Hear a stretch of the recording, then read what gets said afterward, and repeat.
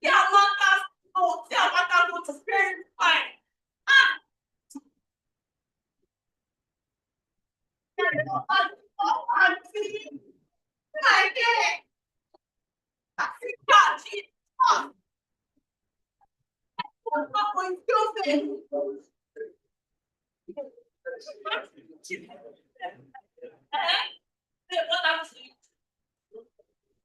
You're not in a good mood. Oh, God. No, I know. Every single time. Money. Am I not? Are you trying? The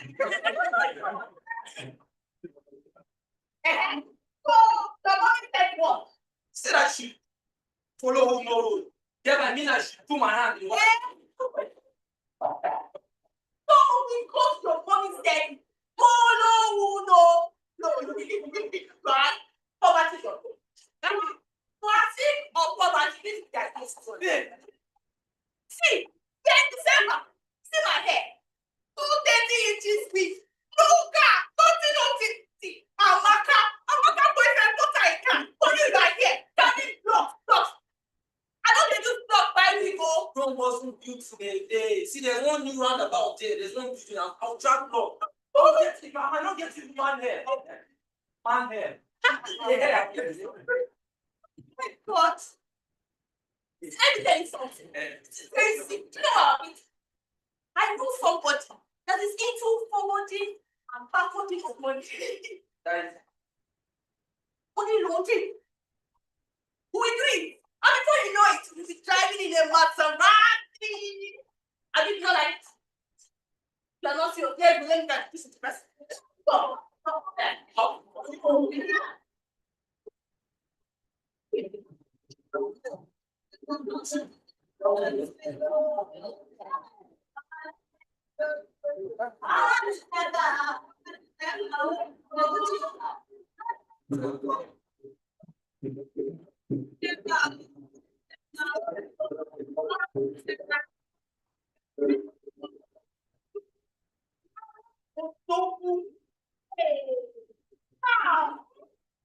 Now we hear from me. Mama fast, and that is very so. Oh, she owns the ball. Tell me now, my son is making money. You know, very soon my own TL will launch. Oh, two.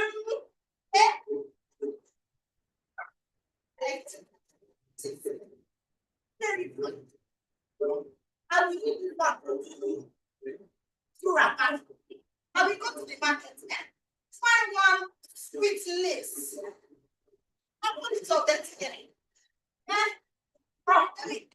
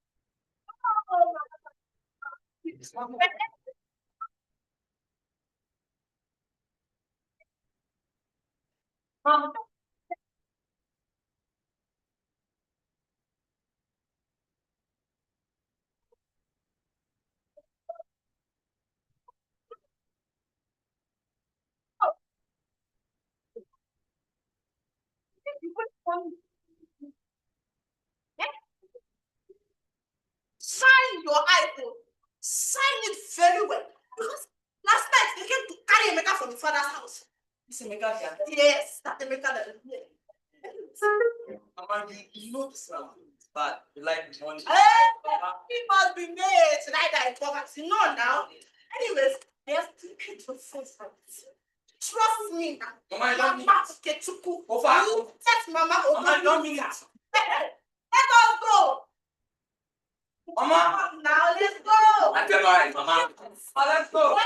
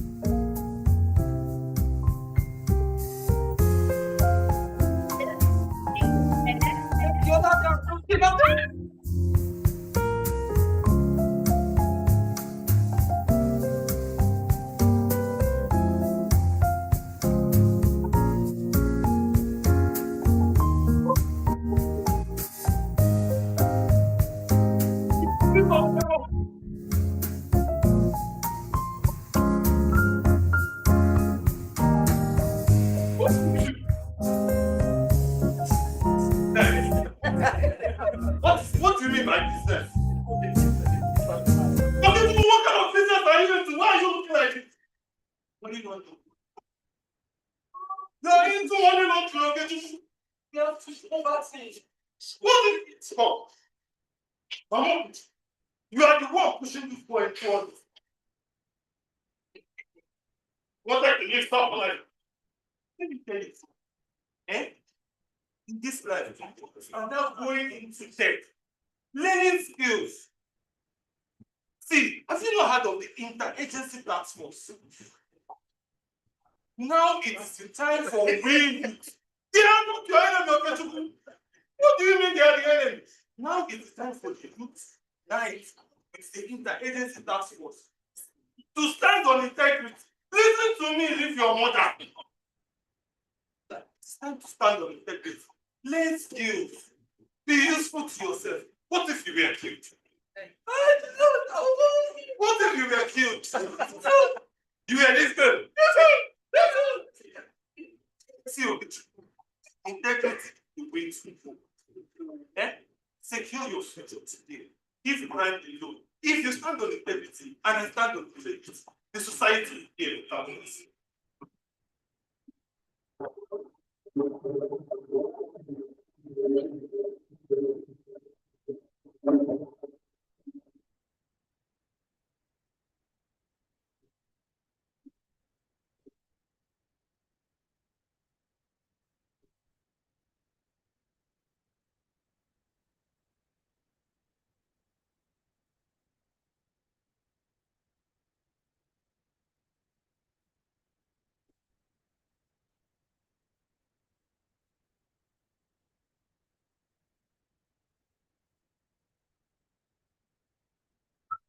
Thank you.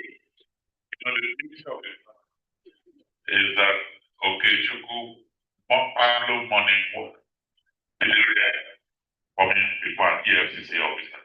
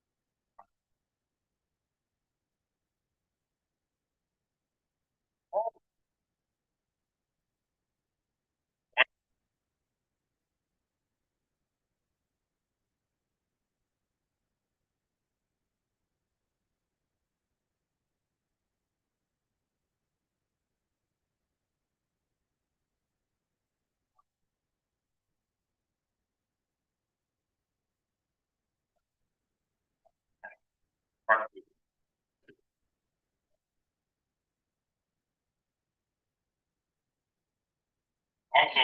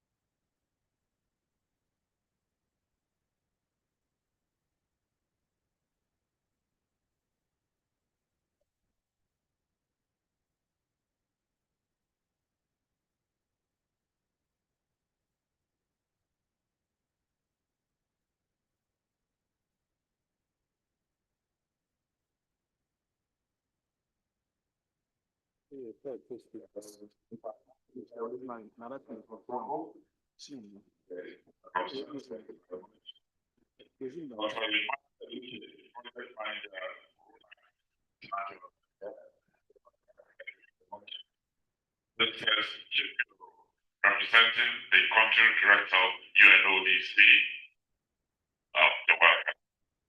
And the head of sugar, Mrs. Jane O. is also here.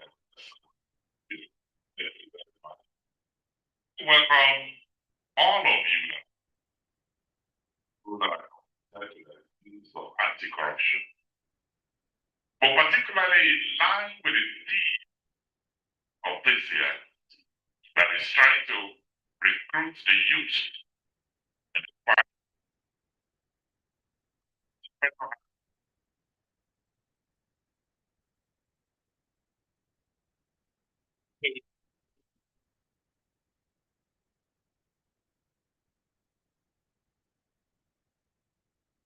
Foundation Day.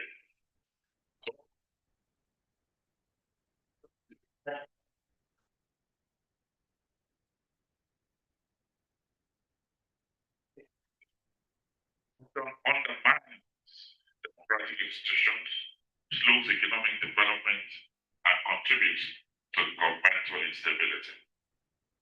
Our world confronts numerous challenges, tragedies, inequalities, and injustices, many of which are tied to corruption. With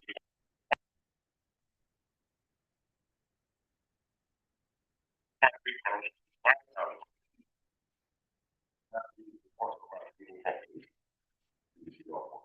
That's why this is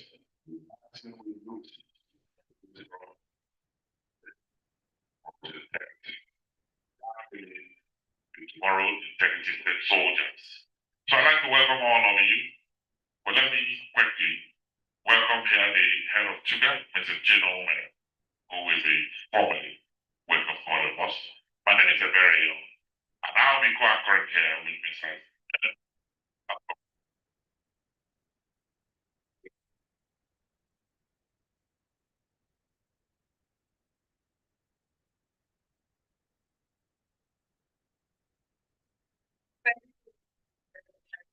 I work a lot the detailed the Honorable Attorney General of the Federation and Minister of Justice, Prince Latif Fabemi, FAM, the Executive Secretary, Nigeria Extractive Industries Transparency Initiative, Honorable Musa Selekin Anna, the Honorable Chief Commissioner, Public Complaints Commission, Honorable Bashir Abubakar, CFR, the Director General, Bureau of Public Procurement, Dr. Adebawale Adelokun, the Director General, Bureau of Public Service Report, Dr. D.I. Arabi, the representative of the Chairman, Economic and Financial Crimes Commission, Mr. Harry Erin, the representatives of the Rule of Law and Anti-Corruption Program, Mr. Dr. Emmanuel, Miss Princess Chiferu of the UNODC, the UP NAMIS, distinguished ladies and gentlemen, good morning. I warmly welcome you to this high-level seminar as we commemorate the International Anti-Corruption Day 2025.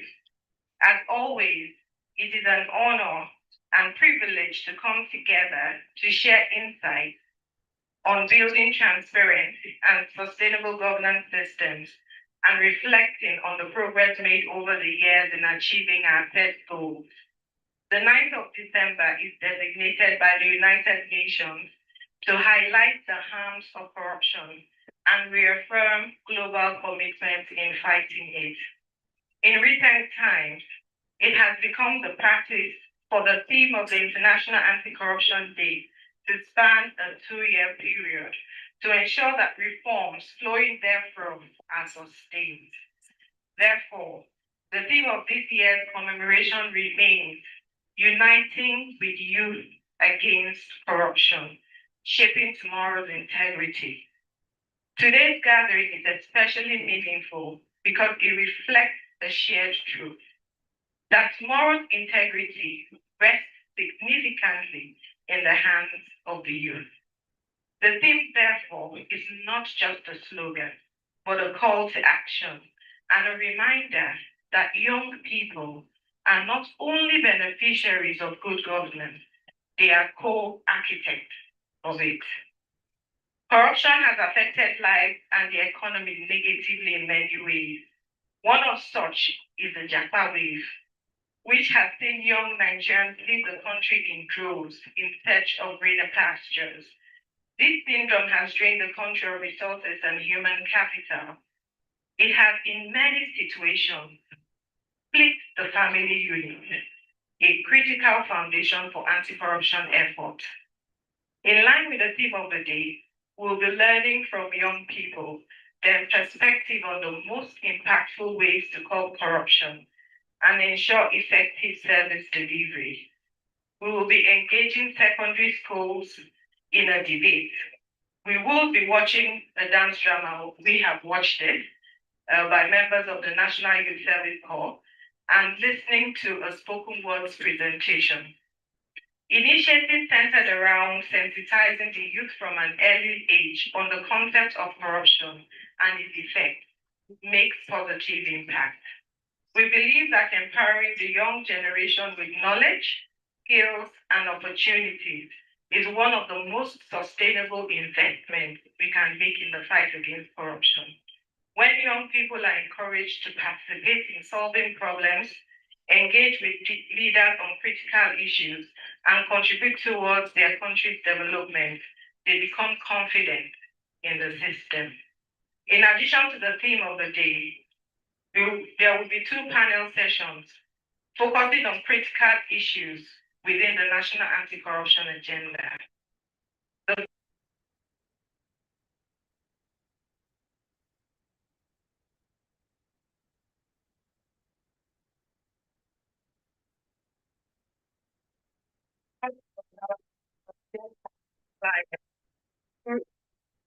Of the National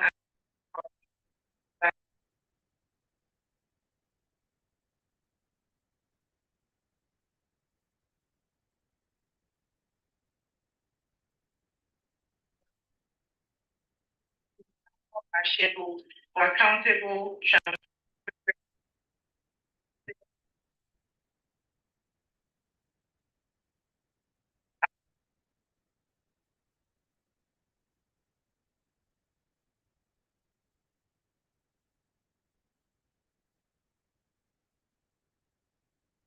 I also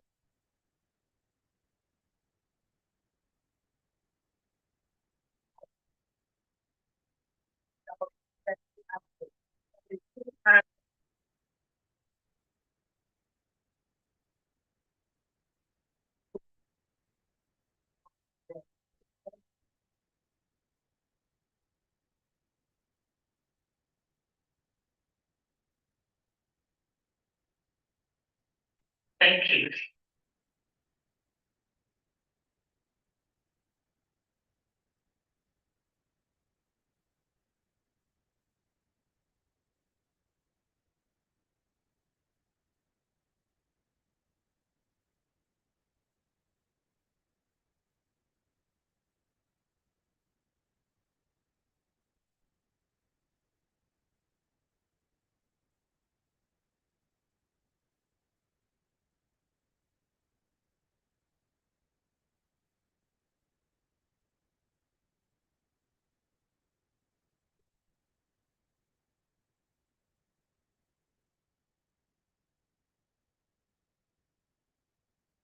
from a man around the station where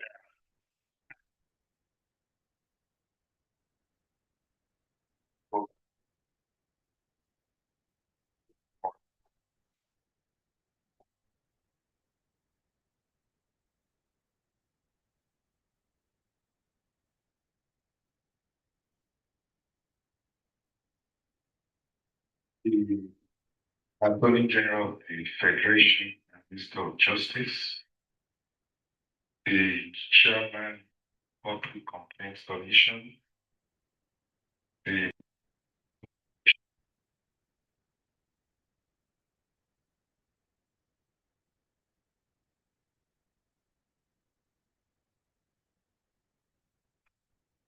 and also my colleague from EFCC. Permit me to just continue on the existing protocol. My good message is very simple. If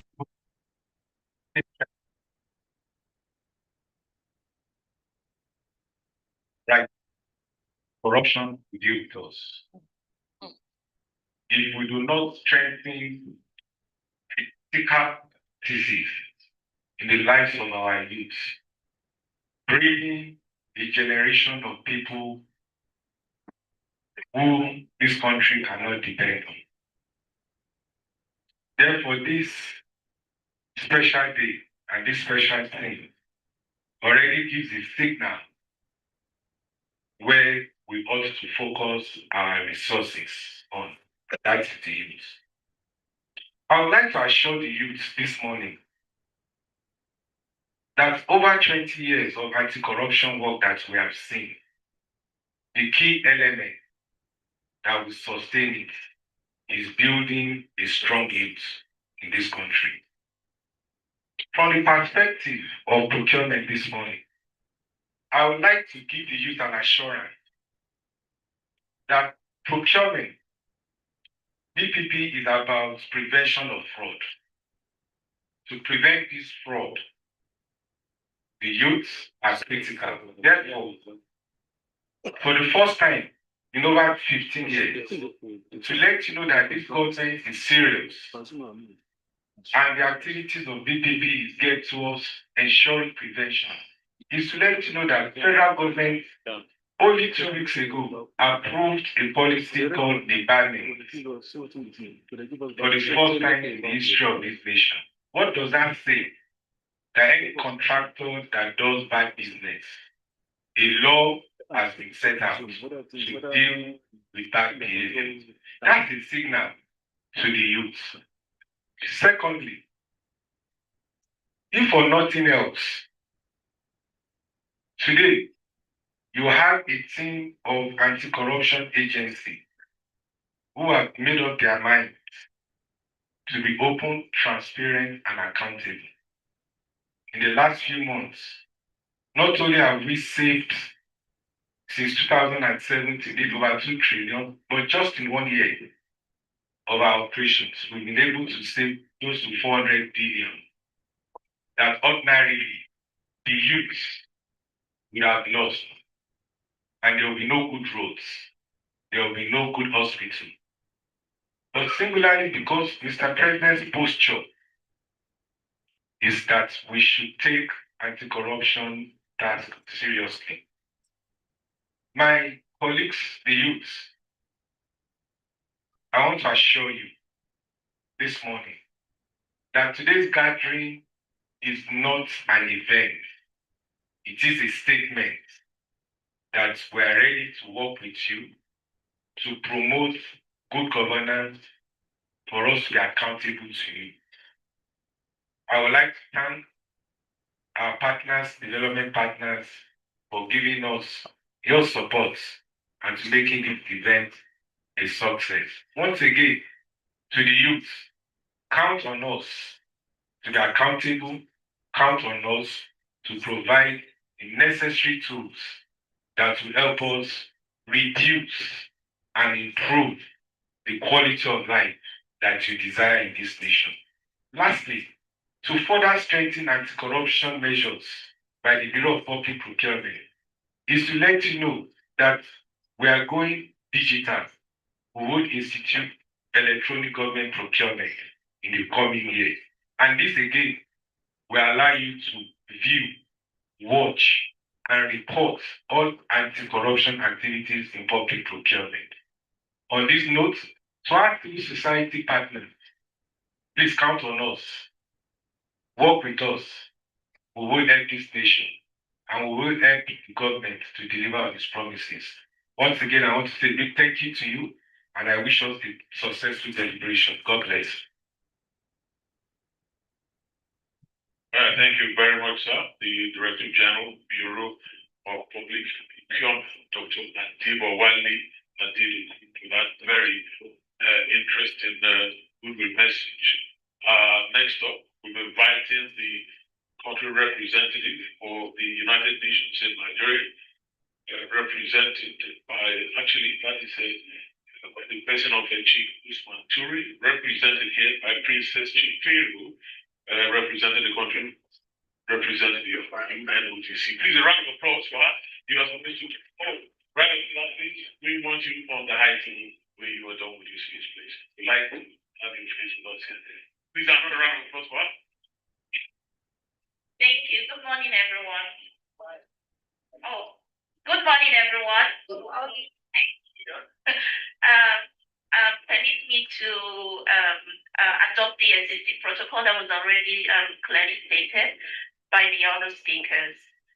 My message is going to be brief, and I'll be speaking on behalf of the country representative of the United Nations Office on Drugs and Crime here in Nigeria, Mr. Sheikh Usman Turi.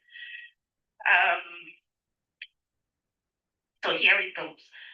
On this International Anti-Corruption Day, we gather to confront a challenge that undermines trust, weaken institutions, and rob nations of their future corruption. This year's theme, Uniting with Youth Against Corruption, Shaping Tomorrow's Integrity, highlights the vital role of young people in combating corruption and demanding accountability. It also reminds us that integrity is not just a principle, it is a promise we must keep for the next generation. We already know that there is a growing public awareness and intolerance of corruption, especially among youth, who are increasingly demanding for accountability and transparency. But we also sometimes undervalue or underrate the impact of corruption in the lives of ordinary citizens. And this is something we should take more seriously. My people, let me say my people, corruption costs the world trillions of dollars annually, draining resources that could build schools, hospitals, and opportunities. Corruption is also intertwined with global challenges, such as rising insecurity and deep injustice, draining resources and jeopardizing social and economic development, while disproportionately affecting women, youth, and marginalized communities. Yet there is hope. When youth unite against corruption, they do more than resist wrongdoing. They reshape cultures of governance.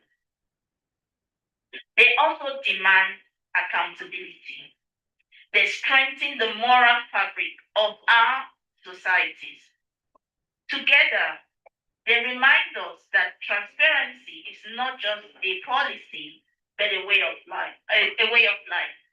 Accountability is not just a mechanism, but a mindset. So let me call on all of us present here: government, donor partners, private sector, CSO, youth, women, and everyone present really, to commit to leading change. And we're already hearing that that's taking place through digital innovation, ethical leadership, and global advocacy to foster transparent society. What does this mean? This means empowering our youth with education and digital tools to expose corruption. I know places like EFCC, the BPP has mentioned things like that, so very commendable.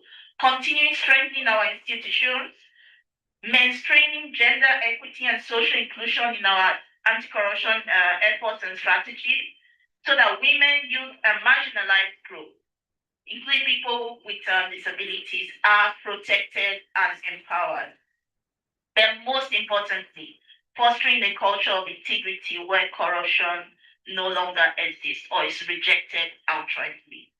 I will conclude by saying that corruption thrives in silence, integrity thrives in unity. So let's raise our voices together, especially with the voice of youth, leading the way to ensure that the future we build for ourselves and our country is a fair, just, and free society. Thank you. I do apologize. I'm being pulled to another assignment, so apologies to the to the people on the high deck and to everyone. Please have a good and successful event. Thank you. I must take my. Is a round of applause for Princess Chifego, the country representative UNODC. We're talking about youth, leading with the, don't forget, you can hear the theme, uniting with youth against corruption, shaping tomorrow's integrity. I just want to part of that integrity is that when you come home early from work as a parent, the children know you're supposed to be at work. I don't think you're empowering them. They know that you have done something corrupt. So staying at the office, not coming home early, not sleeping on the day you're supposed to be in the office. I don't think you're sending the right message to the youth. I just wanted to make that point. Thank you so much. And so with that, I want to quickly invite the Executive Secretary of NAID, Honorable Musa Sirkin Adam, for his movement message. Please, a round of applause for him.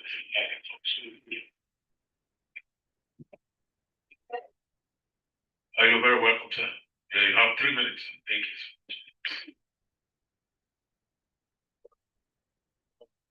Good morning, everyone here. May I ask your indulgence to stand on the protocol committee established?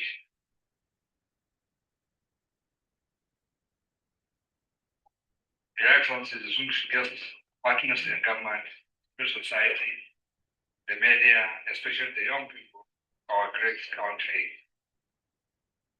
I doubt whether we're all young here. I belong to the youth. And I belong to the youth, but I wonder why I was when it is a cup or I came here.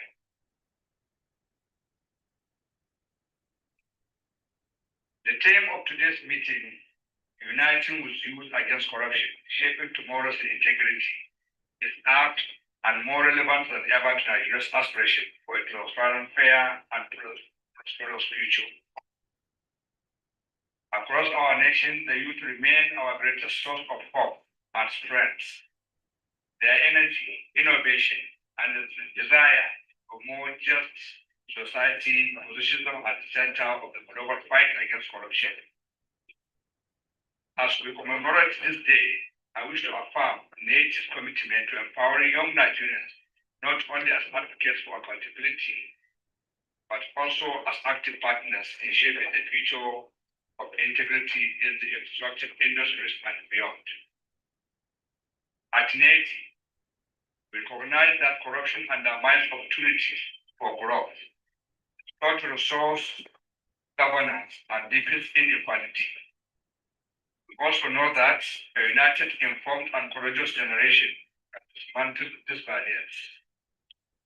This is why NAID will continue to expand civic education, strengthen our reporting mechanisms, support youth-led innovation, and create more platforms for constructive engagement with young professionals, students, and entrepreneurs. The International Anti-Corruption Day is a call to action. It reminds us that building a corrupt-free Nigeria requires the support of all of us, government, industry, civil society, and especially the youth. Stand together. NAID remains steadfast in its mission to promote transparency, strengthen accountability, and ensure that our natural resources truly benefit every Nigerian. On this important day, I celebrate the courage, resilience, and integrity of Nigeria's youth. I invite you to join hands with NETI as we work collectively to shape a future defined by honesty, justice, and shared prosperity for all of us here and those beyond us. One of the key issues looked at today as we commemorate this day is tax transparency and trust.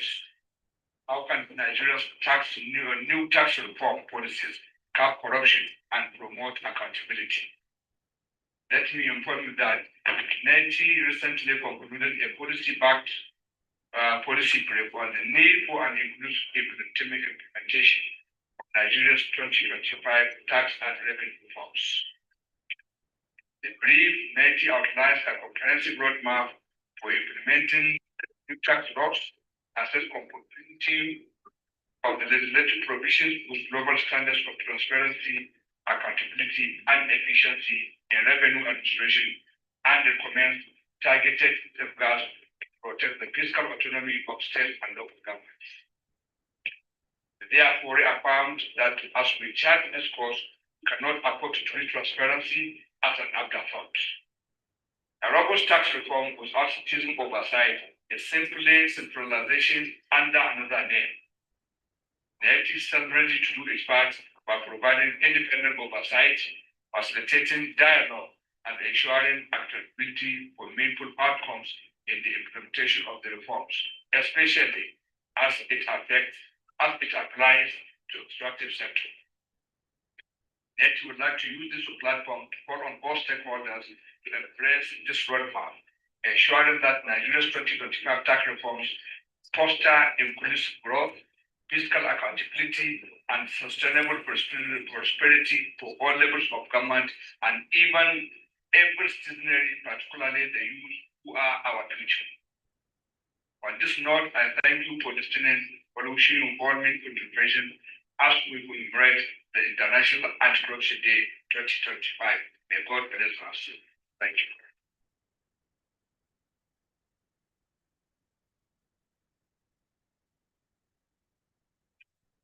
Thank you very much. It is my honor to also recognize the presence of the chairman, Independent Corrupt Practices Commission, and that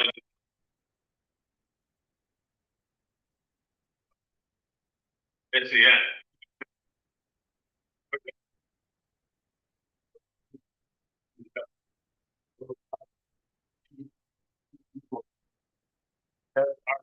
That is Mr. Victor Urako Esquire. You're very welcome, sir. We appreciate your presence. For now, I want to put in welcome the Chief Commissioner, Public Complaints Commission, Honorable Bashir Abubakar, MFR, for his goodwill message. Please, a round of applause as he steps to the podium. Yes, you can come fully dressed, sir. No problem. You're very welcome, sir. We know your camp has not committed an offense. You're welcome. The organizer of this program, our very admirable sister, and our special guest here, the Honorable Minister, and my colleagues on the high table. Ladies and gentlemen, good morning all. Today's topic is very important because it is dealing with issues of youth development at international level.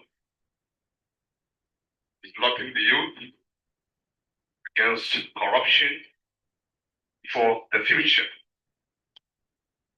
Incidentally, I'm at the panel of affairs of the Public Complaints Commission, so you can imagine how much of complaints on the issues related to unethical behavior regarding corruption and what have you can be. This morning, we are here to identify issues, also to relate with our thoughts and on how to encourage our youth to be able to stand on their own, and by so doing, to make their respective nations stand on its own for future development. Having said that, let me start from us, because anybody that is above 60 should no longer regard himself as youth anyway. I can see the faces on the high table. Virtually it is 60s and the above. So count us out. The other side of the universe. I believe the responsibility is multidimensional. One, within ourselves, the elders, our behavior, our character, and what have you. When you go, I just went through the highway road now, and I discovered in Nigeria we have 70% youth, depending on the interpretation of the ages, but 70%, meaning that we organize on the high table, we belong to the 30%. And 30% is not even the D. Probably we could be in the D category or E category in terms of lighting. It means we have a lot to do. So our behavioral attitude must be seen to capture what we want our youth to develop with in terms of our personal efforts in life generally, wherever you find yourself. I had the opportunity to be on a program, 7 a.m. program, 2 days ago, precisely on Sunday at 7 a.m., related to issue of youth empowerment and issue of discipline. And I cited example with one of the saying of Martin Luther King, where he's talking about dealing with issues based on individual character, not on the basis of color of the king. If both the elders and the youth can put hands together and join issues and treat unethical behavior or attitude within ourselves, not minding where the person comes from, what religion he belongs to, what section of the country or the world he belongs to, that will go a long way. Similarly, when we are talking about policy making,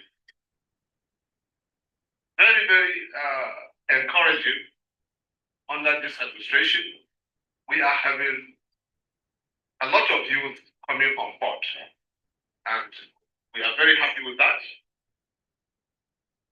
While we do that, we make sure in PCC we combine our own attitude with the attitude or rather behavior of others to see that the needful is done.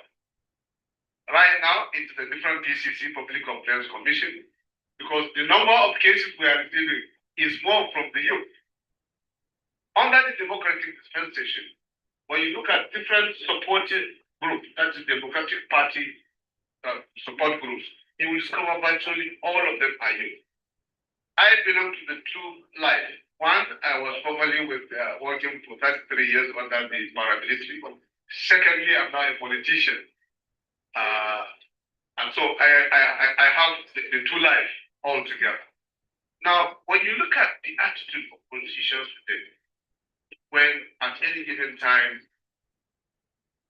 the youth, instead of being encouraged to be self-reliant, we are dealing with issues based on personal interest. Politicians deal with youth on personal interest. I believe when we change the narrative, our youth can go a long way. Lastly, the few among the youth that have the opportunity to serve their respective communities, to serve their respective nations, their behavior or their attitude regarding their performance ability on that assignment will go a long way in encouraging their colleagues. So the theme of this year's program is very apt. And I believe, I can assure you, the Public Complaints Commission is there 24/7 to see how much they can contribute, how much we can contribute in order to save our encouraging youth, not only in Nigeria, but all over the globe. With this, I would like to seize this opportunity to appreciate the organizers of this program and also to assure you that we are going to page with you 24/7 to ensure the success of anti-corruption crusade, not only in Nigeria, but globally. Thank you so much. Thank you, sir. I love that. It said that when we change the narrative, the youth, we have the right direction and we go there. So for now, it's my pleasure to welcome Dr. D.I. Arabi, Director General, Bureau of Public Service Reform, for his concluding message. Please applause for him as he steps forward. You're very welcome, sir. Members of the responsibility table, distinguished ladies and gentlemen, members of the press and media, ladies and gentlemen, good morning. I want to take us back to memory and link the two faces that I'm seeing here. One is Jen on this side, and the other one is Madame on the other side. Can you please kindly stand up? Please stand up, Jen. Hand it over to Jen. Jen was then a youth. And at a stage, I would say, this small girl, how can she drive this process? We saw successful transition. We are witnessing a product of succession planning and mentorship. One of the things we are introducing in the public service. Congratulations for that. This is wonderful. I wish to congratulate Tuga and your leadership on the successful commemoration of this day, as we reflect on the devastating impact of corruption and collaborate to renew our commitment to strengthen the country's anti-corruption agenda. It is pertinent, distinguished ladies and gentlemen, to state that this day for us in Nigeria holds a special significance, given our long-standing struggle with strengthening good governance. This year's theme, Uniting with Youth Against Corruption, Shaping Tomorrow's Integrity, is not only timely, it is urgent, as Nigeria's youth constitute our greatest asset, and empowering them to stand against corruption is imperative to our nation's building and development. Undoubtedly, Nigeria's journey in the fight against corruption has been marked by resilience, institutional reforms, and growing citizens' engagement. On this International Anti-Corruption Day, we reflect on our achievement while acknowledging the challenges ahead of us, as well as recommitting ourselves to integrity, accountability as the bedrock of national progress. Distinguished ladies and gentlemen, the face of Nigerian public service 30 years ago is not what we have today. 30 years ago, we didn't have ICPC standing. 30 years ago, we didn't have this handshake between government, citizens, civil society groups, etc., to shape governance and address issues facing this country. Today, we have this space and we're doing this.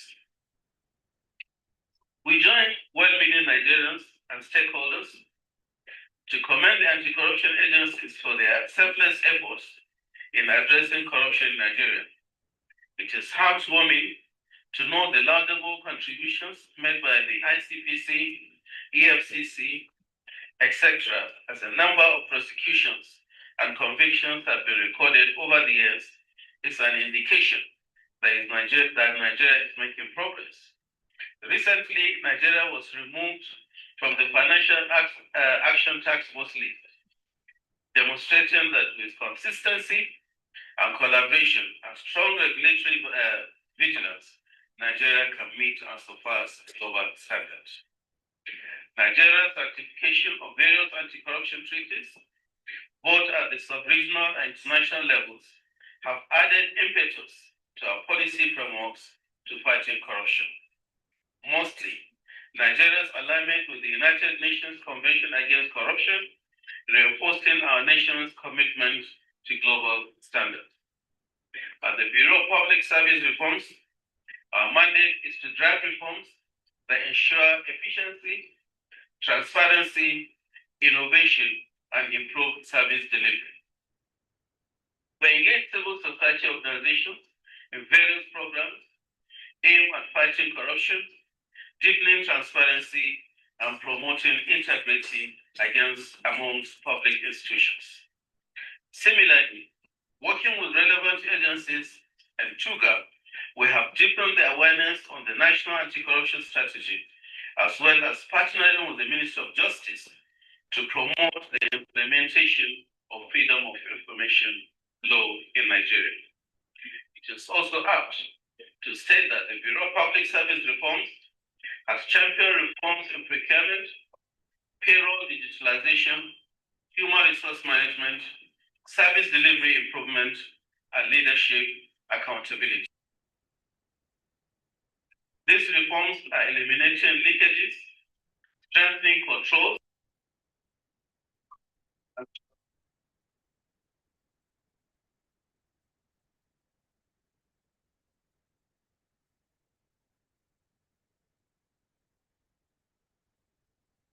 society organizations engaged in Nigeria for the youth. Young Nigerians today are energetic, technologically savvy, innovative, and incredibly influential, reshaping narratives in businesses, governance, creativity, technology, civil activism. We must engage strategically with this group of Nigerians to make sure that we tap their potentials in not only fighting corruption, but improving the quality of life of the common man on the street. Challenges persist despite these strides, undermining trust in institutions and slowing governmental activities across the sectors. We shall, however, remain steadfast to strengthen accountability and continuously build a culture of integrity and transparency. I must tell you that DPS Bank is happy with the progress Nigeria have made, and we're looking forward to the situation in the next 5 or so years, where when we meet here, we discuss our success and progress that we have made and not where we should be. On this day, Nigeria must commit to strengthening accountability, ensuring recovered assets remain beneficial to citizens, empowering youth and civil society to lead the change against corruption and improving the quality of public service delivery. The fight against corruption is not only about punishment, but about building a culture of integrity that permeates governance, businesses, and everyday life of all of us as citizens of Nigeria. Together with our youth at the forefront, we can truly shape tomorrow's integrity and build a Nigeria that thrives on transparency, accountability, and justice. Long live the Federal Republic of Nigeria.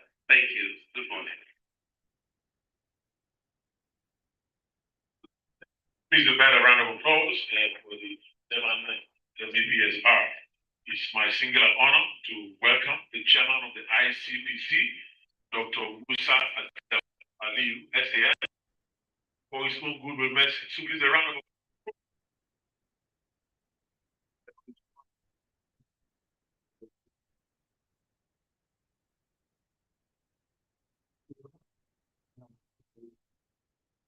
Minister of Justice, Najib Olasukami Pabemi Yaseyan, all the literacy on the high table, ladies and gentlemen.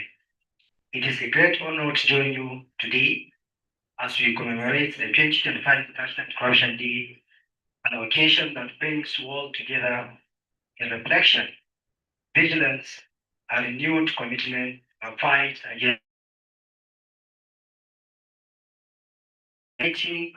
with Youth Against Corruption, Shaping Tomorrow's Integrity, is both timely and inspiring. It reminds us that the future of our nation, and indeed the world, rests in the hands of our young people. As we strive to build a society rooted in transparency, accountability, and justice, the ICPC is fully recognizes the essential role of young Nigerians in shaping corruption-free future. Their energy, creativity, and courage offer a powerful foundation for long-lasting integrity systems. When we equip our youth with the right values, tools, and opportunities, we are empowering a generation capable of confronting corruption at its very roots. The Independent Corrupt Practice and Other Related Offences Commission, ICPC, in carrying its tripartite mandate of enforcement, prevention, and public education, continues to prioritize youth-focused initiatives. Today, I affirm our commitment to strengthening anti-corruption education, enhancing digital reporting mechanisms, expanding campus integrity clubs, and deepening community partnerships that nurture ethical leadership. Our goal is to create platforms where young voices do not only participate, but lead. It is important to highlight that the Commission has already made significant strides in engaging the youth through NYC anti-corruption lectures in all NYC camps, NYC/ICPC community development activities, anti-corruption clubs in schools.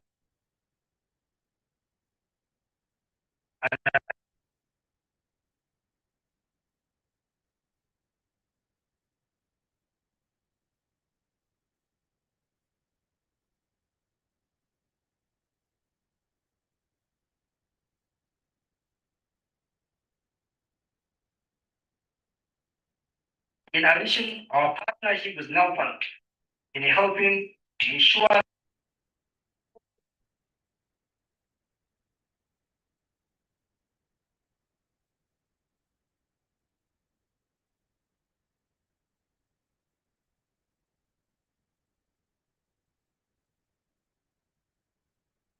and public of the meaning and implications of the recent Supreme Court decision using targeted electoral programs such as joint national local government accountability framework workshops and the accountability and corruption prevention program for local government, ACPPLG.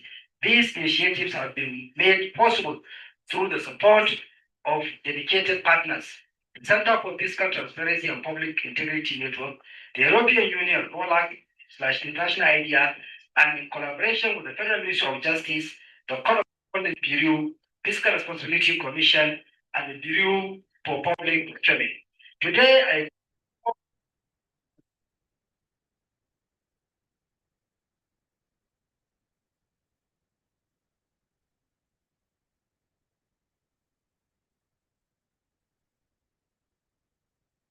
are doing, but integrity strengthens them. Together, let us build a future where honesty is honored, accountability is the norm, and corruption has no same place to hide. To our partners in government, civil society, the private sector, and the international community, we deeply appreciate your continued collaboration. The fight against corruption is shared responsibility, and together we shall prevail. As we mark this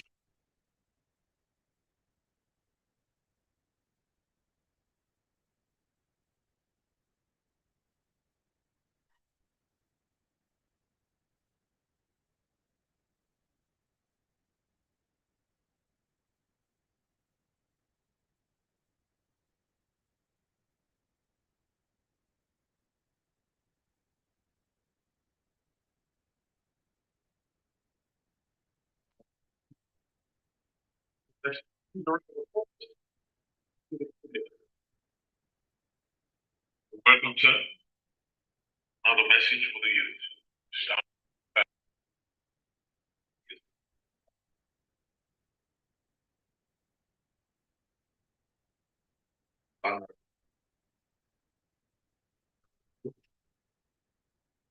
Benedictio, Prince Latif Fawebi. Sir, permit me to rest on every already established protocol, but I will not fail to thank the coordinating team of all interagency task force. Sugar, Jay, you're doing a beautiful work. Please keep it up. There's no better way to speak about what youth can do than what you're doing. You took over, you learned, and today you're working very hard. I want to thank you. The native that is also supporting Tuga very well. Thank you too. We continue to look up to you to bring us together. For me and us at Fiscal Responsibility Commission, the best way, not just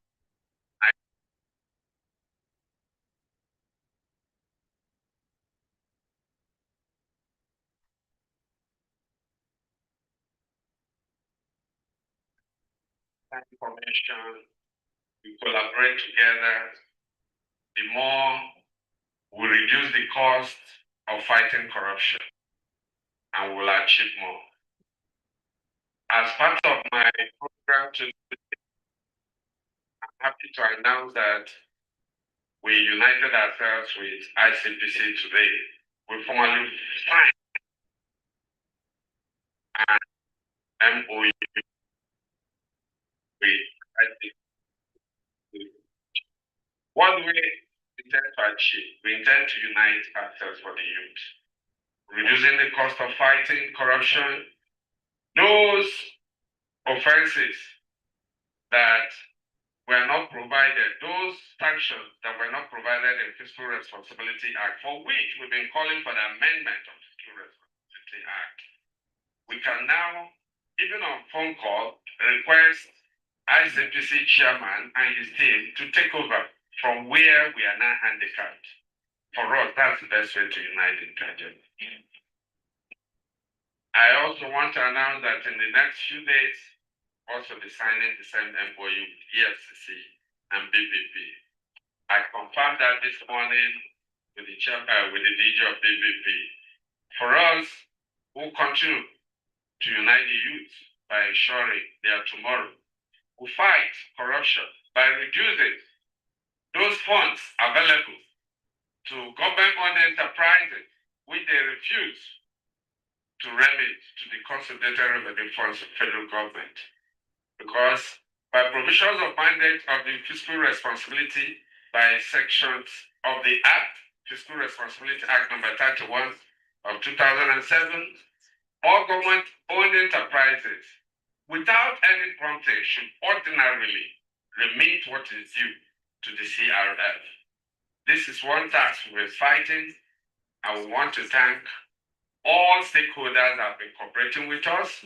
We are doing our best. We've gone ahead to review the template for calculation of operating surplus, which we produced and was approved by federal government. We've reviewed it and we'll send it back to the Honorable Minister of Finance.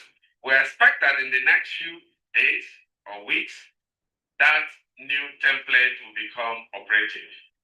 And we expect that it will yield more funds for the CRF.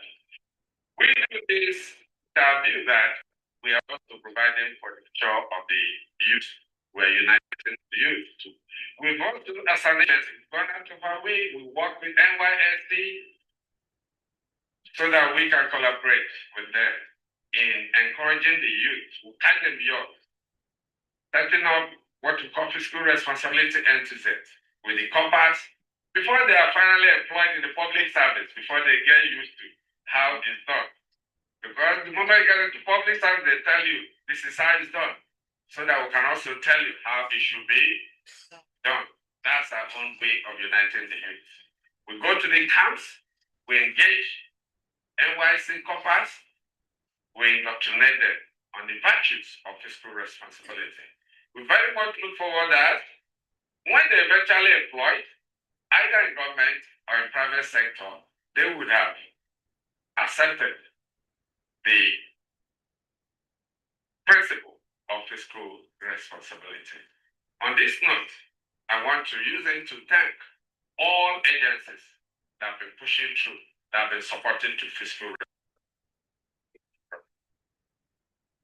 Irrespective of the labor.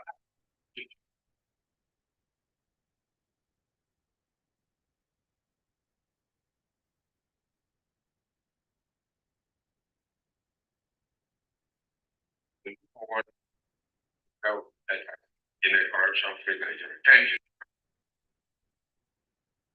Then a round of applause. Ronnie. Thank you so very much, sir. Now, it is my honor to invite the project manager, Roland, Dr. Emmanuel Gucci, for his good message. Please, a round of applause for him as he steps forward to the podium for his 3 minutes to speak to us. This will understand it as well. Welcome, sir.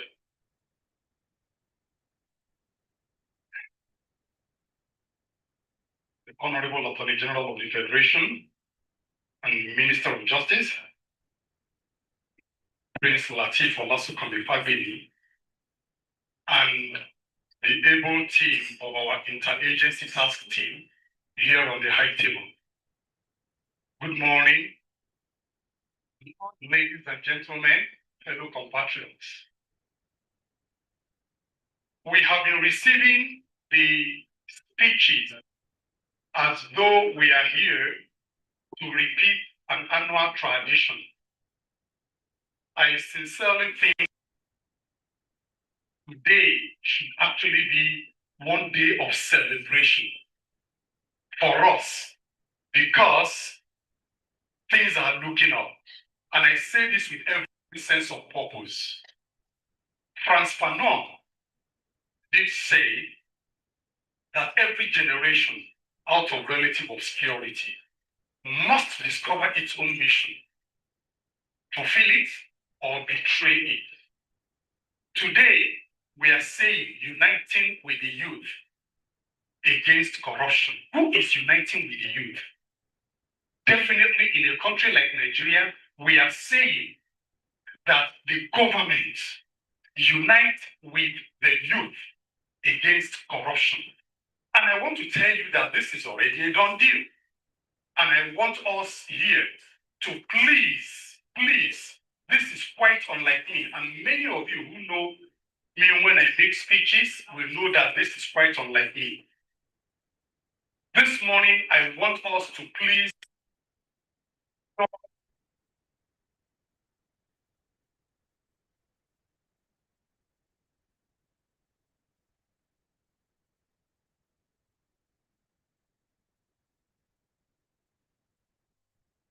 that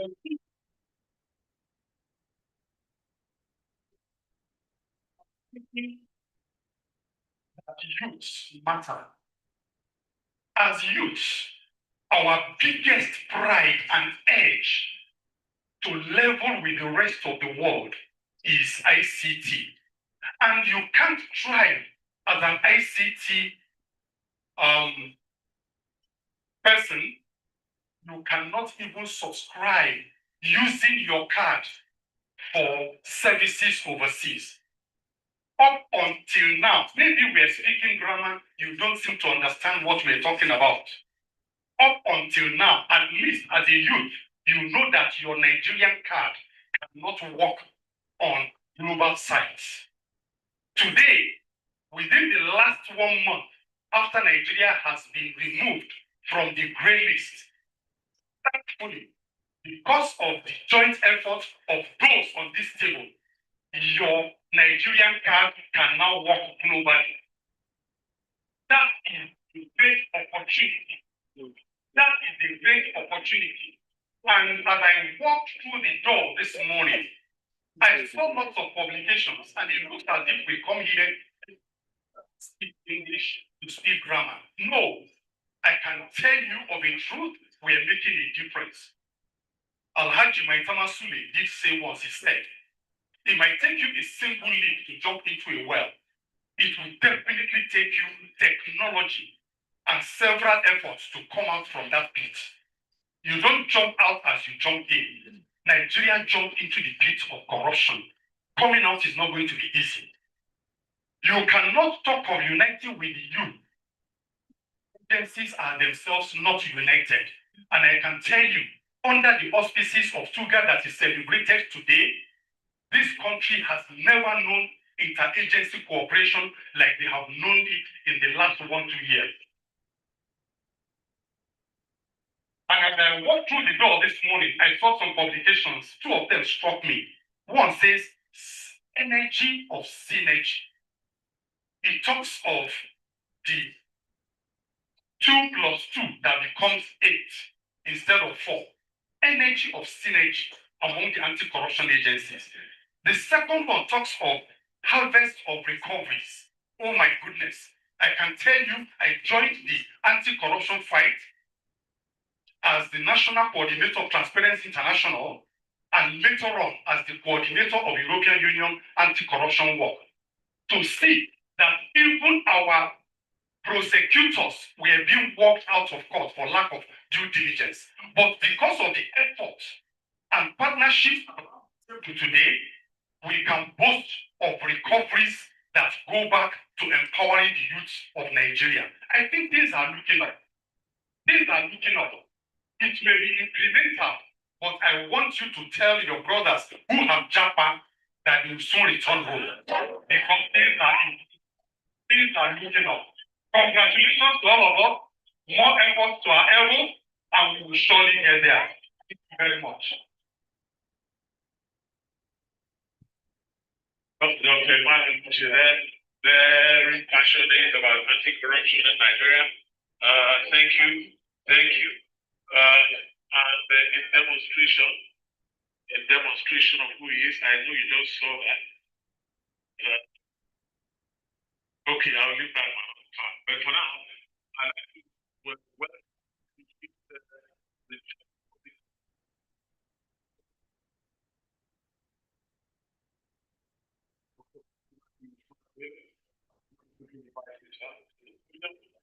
we're all good with message. You're very welcome. Please, a round of applause for him. After the minute. Thank you so much. Hello, good morning. Distinguished guests, the of the Federation and Minister of Justice, the reversal of the chairman of the EFCC, the Director General of the Group of Public Service Reform, and other important dignitaries. I'm not going to say much here, and of course, our participants here and our youth and the citizens of Nigeria. This is just to tell you that we in the anti-corruption agencies in Nigeria, we are working together to make sure that Nigeria is corruption-free. As you know, the Code of Conduct Bureau is an organization of government, it's an institution that is charged with responsibility for making sure that all public servants adhere to the highest standard of ethics. And in line with that, we are doing a lot to make sure that this country is rid of corruption. And you mentioned something about the digital age. What we are doing at CCB now is very, very important to make sure that we are in line with that idea. Recently, we launched an online platform where all public servants can go and look at the codes that we have, learn the codes, and then be informed about the code of conduct. Apart from that, we are also developing an online asset declaration system where public servants can go and declare their asset online, and then we'll be able to verify it. This is all in line with the direction of this government, heavily chaired by the Honorable Attorney General of the Federation, to make sure that we rid this country of corruption. Thank you very much. I will not take much of your time. Thank you very much.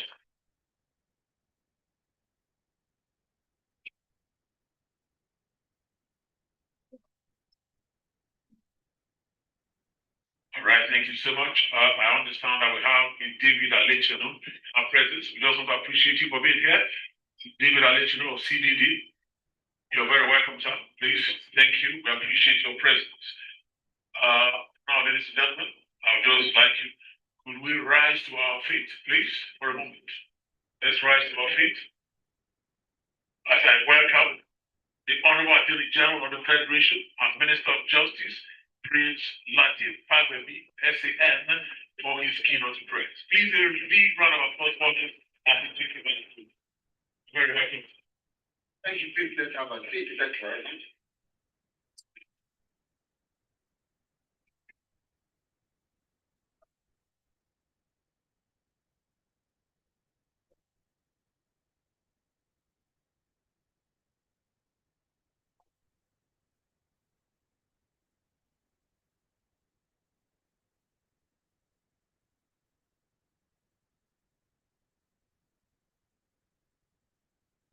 Very, very difficult to establish any protocol, but don't ask me if I used to cheat when I was in secondary school. Certainly not. I was not used to rapping, but I always prefer on occasions like this that we have somebody who come before me and establish protocols that I can, just say I leverage an existing protocol. And I'm happy about 5 or 6 people have spoken before me. I thank you for the protocol that you've been so admirably established. So I appreciate all the heads of critical agencies here present, the head of TUGA, and then secretary of the AIIT, and my darling sister. I want to recognize you, then ROLAC, IDEA, Peer Union, then my fellow youth also very thank you. My young days, I was with the Code of Conduct Bureau, because to do what? To do verification of the declaration of my husband. When I left, people started asking me, why did you have to go? So what? I am the chief law officer of the Federation, and I believe that example is better than precept.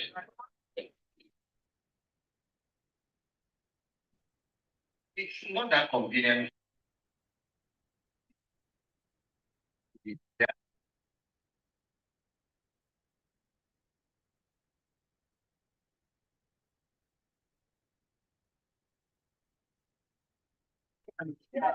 Oh, it's very important. I was, don't say I'm a storyteller. Let me just share this with you.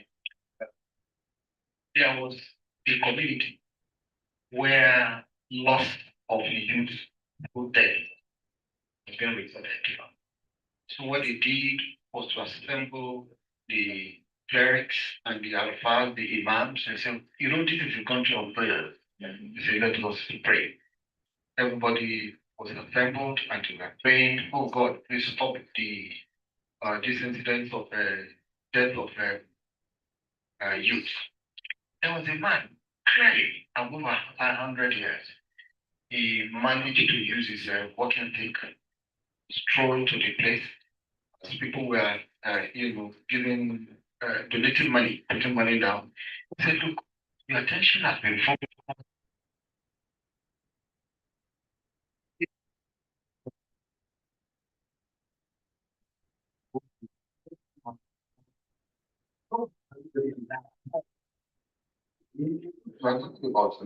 But please, our older people should also take note because we need to mentor, we need to guide, we need to lead by example. So it is therefore profound honor to address you today as we gather to mark the United Nations International Anti-Corruption Day. This occasion underscores the global urgency for the fight against corruption and also highlights the pivotal role our vibrant youth must play in shaping a more transparent and accountable society. Established by the United Nations General Assembly, this day challenges us to confront the far-reaching consequences of corruption, assess the patterns that sustain it, and renew our collective commitment to building systems rooted in integrity and justice. Distinguished ladies and gentlemen, locally, the interagency team, IATT, comprised of agencies with anti-corruption and accountability mandates, and the Secretariat, a technical union on governance and anti-corruption reforms, otherwise known as TUGA. I'm not talking about the Minister of Foreign Affairs, please. Okay? have jointly commemorated this day since 2009. These annual events provide a platform for awareness, creation, and public engagement as government agencies present their scorecards in the fight against corruption. This year's theme on uniting the youth against corruption, shaping tomorrow's integrity, underscores the central role of the youth as catalyst for social change. In our collective fight against corruption, we must harness and motivate the energy, passion, and determination of the nation's young people to build the future we desire. This high-level seminar focuses on youth engagement in the fight against corruption and the implementation of the National Anti-Corruption Strategy, NACS 2022-2026. We remain focused on implementing the National Anti-Corruption Strategy 2022-2026 and its action plan. As we reflect on our collective fight against corruption, it is important to highlight the central role of young Nigerians. They are the carriers of our nation's aspirations, the custodians of our democratic future, and the most critical partner in building a corruption-free society. The administration of President Bola Ahmed Tinubu GCFR recognizes that empowering the youth is one of the strongest antidotes to corruption. A hopeful youth is harder to corrupt, an engaged youth is harder to mislead, and an empowered youth is a powerful force for national transformation. Permit me, distinguished ladies and gentlemen, to highlight some of the key initiatives championed by the administration of Bola Ahmed Tinubu GCFR to support our young people and strengthen our capacity to reject, resist, and rise above corruption. 1. Expanding opportunity in the digital economy. The administration has placed youth at the heart of its digital economy strategy. Through landmark programs such as the 3 Million Technical Talents Program, millions of young Nigerians are being trained in digital, ICT, and innovation skills that are essential in today's global economy. The Nigerian Youth Academy leader that was launched earlier this year further underscores the President's commitment to ensuring that our youth not only participate in the digital revolution, but also lead it. These investments reduce vulnerability to corrupt dependency by equipping youth with sustainable competitive skills. 2. Strengthening access to education and opportunity. Education is undoubtedly one of the strongest tools against corruption. When young people are informed, skilled, and empowered, they are less susceptible to manipulation. This government has established the Nigerian Education Loan Fund, ensuring that financial hardship does not deprive any young Nigerian of tertiary or vocational education. Thousands are already benefiting, and even more will benefit as the scheme continues to expand. This is not just educational support, it's a strategic investment in integrity, capacity, and national stability. 3. Supporting youth entrepreneurship and creativity. President Bola Ahmed Tinubu's administration recognizes that a prosperous youth population is less likely to be enticed by corrupt shortcuts. That is why the government continues to strengthen entrepreneurship support programs such as the Nigerian Youth Investment Fund and the Digital and Creative Enterprises Program. Through these initiatives, young Nigerians are receiving funding, training, and mentorship to build thriving enterprises in tech, agriculture, entertainment, design, and other sectors. Additional business loans and grants are enabling thousands of young entrepreneurs to turn ideas into viable livelihoods. 4. Inclusion of youth in governance and policy development. The administration has taken deliberate steps to ensure that the voices of young Nigerians are not just referral but central in governance. This commitment is reflected in the unprecedented number of young people appointed into key public offices, as well as the expansion of civic engagement platforms that institutionalize youth participation in policy making and national development. Young Nigerians are no longer passive observers. They are active contributors to national decision making. Because as good students of history, we are aware that the youth have always been at the forefront of transformative movements. Nigerian youth, in particular, are trailblazers, dynamic, intelligent, passionate, and overflowing with innovative ideas. Clap for yourself. The youth.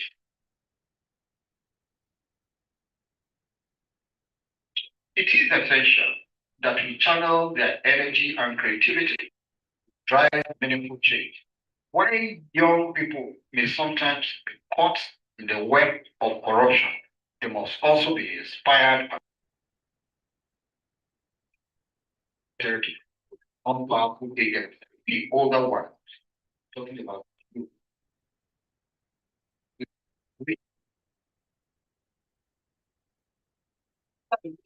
Of this must lead by example. The youth in government must also serve as true ambassadors of integrity. Distinguished ladies and gentlemen, to rally young people into the anti-corruption movement, we must foster a culture of integrity, integrating anti-corruption values into schools, promoting national values centered on transparency and accountability, establishing anti-corruption clubs and mentorship programs, encouraging youth participation in governance, and leveraging ICT tools to boost transparency, whistleblowing, and public awareness. To build their confidence in ongoing effort, we must continue to strengthen anti-corruption institutions and ensure that they have the policies and resources needed to carry out their mandate effectively. The current exit of Nigeria from the FATF, Financial Task Force, grid, is clear evidence of how this administration is committed to fighting corruption and how regulatory and financial institutions can sustain vigilance or financial integrity and global confidence. Don't forget, just about 1.5 years ago, the administration under President Bola Ahmed Tinubu resisted the temptation to settle and compromise what has now, saved us a whopping sum of $11 billion in P and ID seconds. That's right. As we reflect on this year's theme, I call on public institutions, the private sector, civil society organizations, business entities, and our country's youth to cooperate and demonstrate commitment to fostering a culture of accountability and transparency in order to mitigate corruption locally and globally. The joint commemoration of this day and similar commemorative initiatives help foster synergy among stakeholders.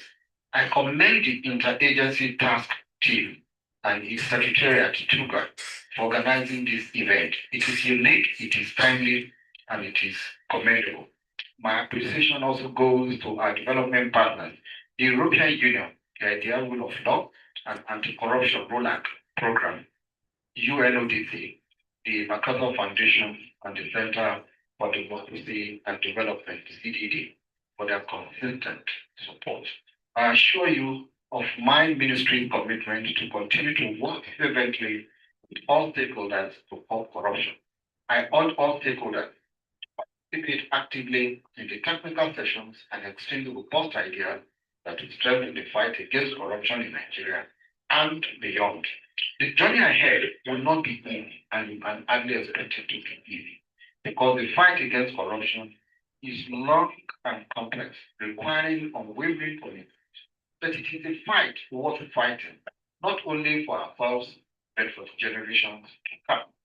I just stop there I also shared this. I know this is, I'm reading the speech. There was a restaurant, an eatery, and the caption there was, whatever you take here is free. You know, people, they like free things. Everybody was tripping to that restaurant. The first person after what, ate, and when he was about leaving, was handed over a bill. And he dragged the waiter out. So, out. What did you write here? He said, yes, we are not charging you for what you have done. Some people have paid for it. We are saying you should also pay for people coming next time.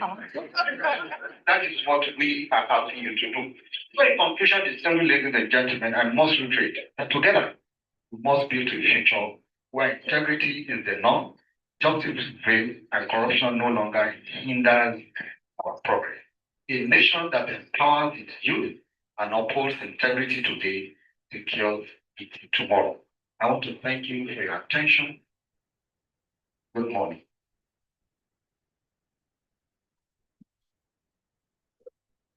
Please rise your feet. A big round of applause for the General Minister of Justice. I didn't have a message. Yes, sir. All right, sir.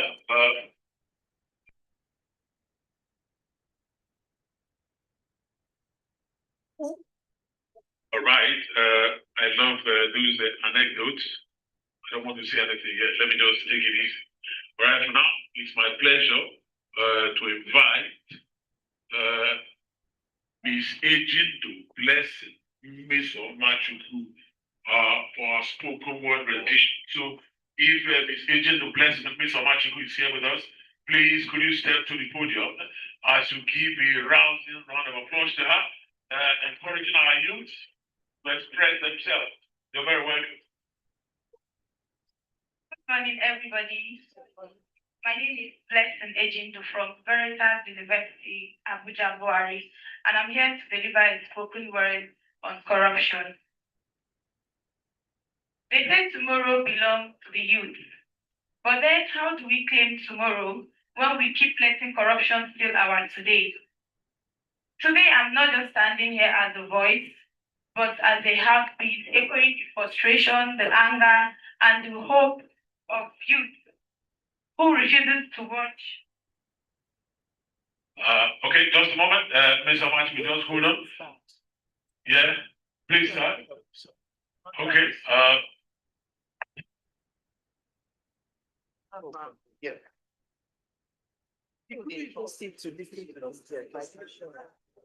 Yes, sir. We would just like the members of the high table to take a photograph with the Attorney General before he leaves. So please, sir, we can just photograph us. We need to immortalize this moment. There's a need for us to immortalize this moment. Blessing, just pardon us, Bill. Yes.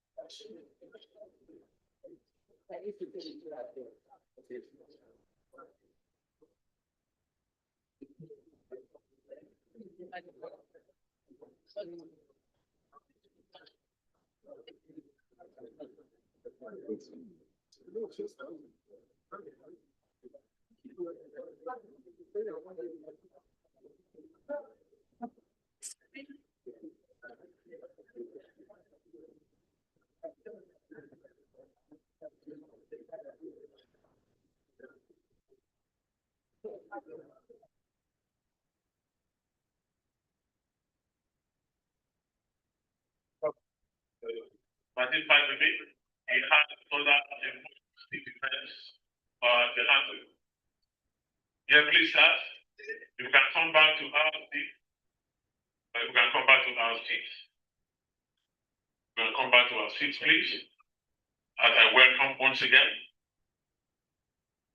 Ms. Blessing Agent to Ms. Omachuku to the podium for her spoken word. Blessing, please. The microphone is yours. Thank you so much.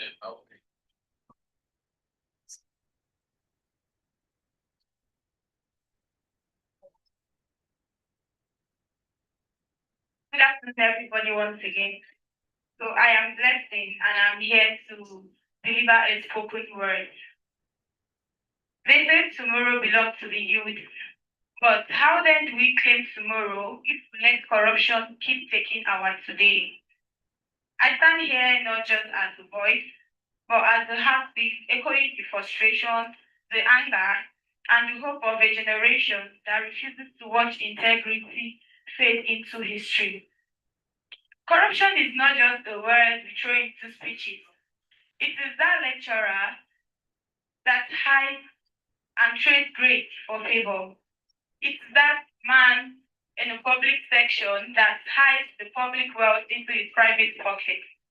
Corruption is that system that says, oh, we have always been doing it this way, so keep quiet. But we are the youth, and we are the ones who refuses to keep quiet. We are the ones who believe that integrity is not old-fashioned and it is not outdated. Integrity is our rebellion. Integrity is our loudest protest. And integrity is the bridge we build so that our tomorrow does not collapse. Look around you, there are many different stories, different struggles, and yet one resolve. It's enough. Enough of the shortcuts, enough of the silence, enough of watching our future shrink and corruption growing fast in our society. We are the generation that knows how to break cycles, knows how to stand tall, and knows how to say this ends with us. Because corruption survives in fear, the fear of picking up, fear of being different, fear of being the only one doing the right thing. But today we stand together, and where there is unity, there is no fear. We are uniting, not just in hashtags and speeches, but in choosing honesty, even when no one is watching, choosing transparency, even when it's costly, and choosing integrity, even when you know corruption seems easy. We are the youth. We are not just the leaders of tomorrow, we are the leaders now. We shape the culture, we shape the conversation, we shape the courage, and we make integrity more than a slogan. So today, on the International Anti-Corruption Day, let this be our oath, that our voices will be louder than the lies, our actions will be truer than the temptations, and our unity will be stronger than the corruption we fight. We are not just shaping tomorrow's integrity, we are defending it, we are living it, and we are becoming it. And if anybody asks you what the future looks like, you can just tell them it looks like us, united, unshaken, and unstoppable. Thank you so much.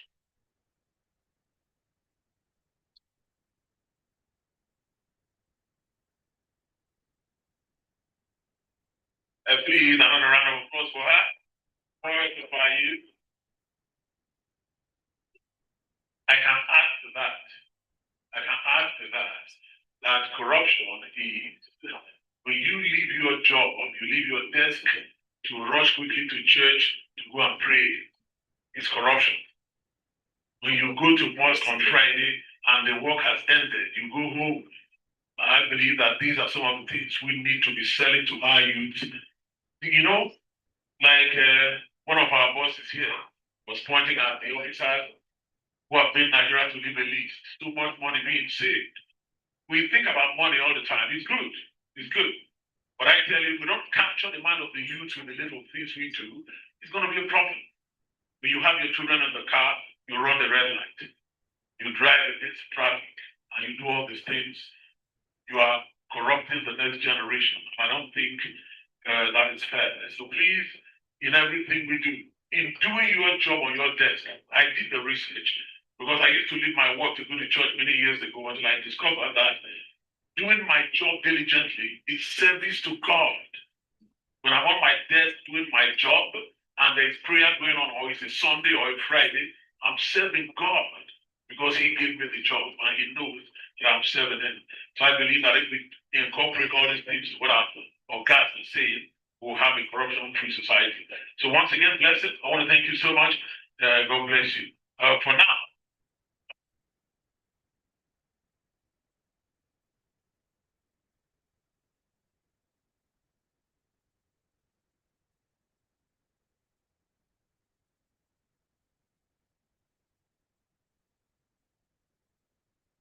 Oladipo Bukola, the DGM, Nigeria Agricultural Development Fund. If she's here, please, a round of applause for her. Please, Tom, will be great. You're very welcome. You're very welcome. Please.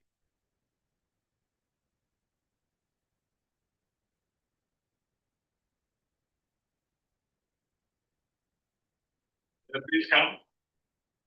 Yes, we will create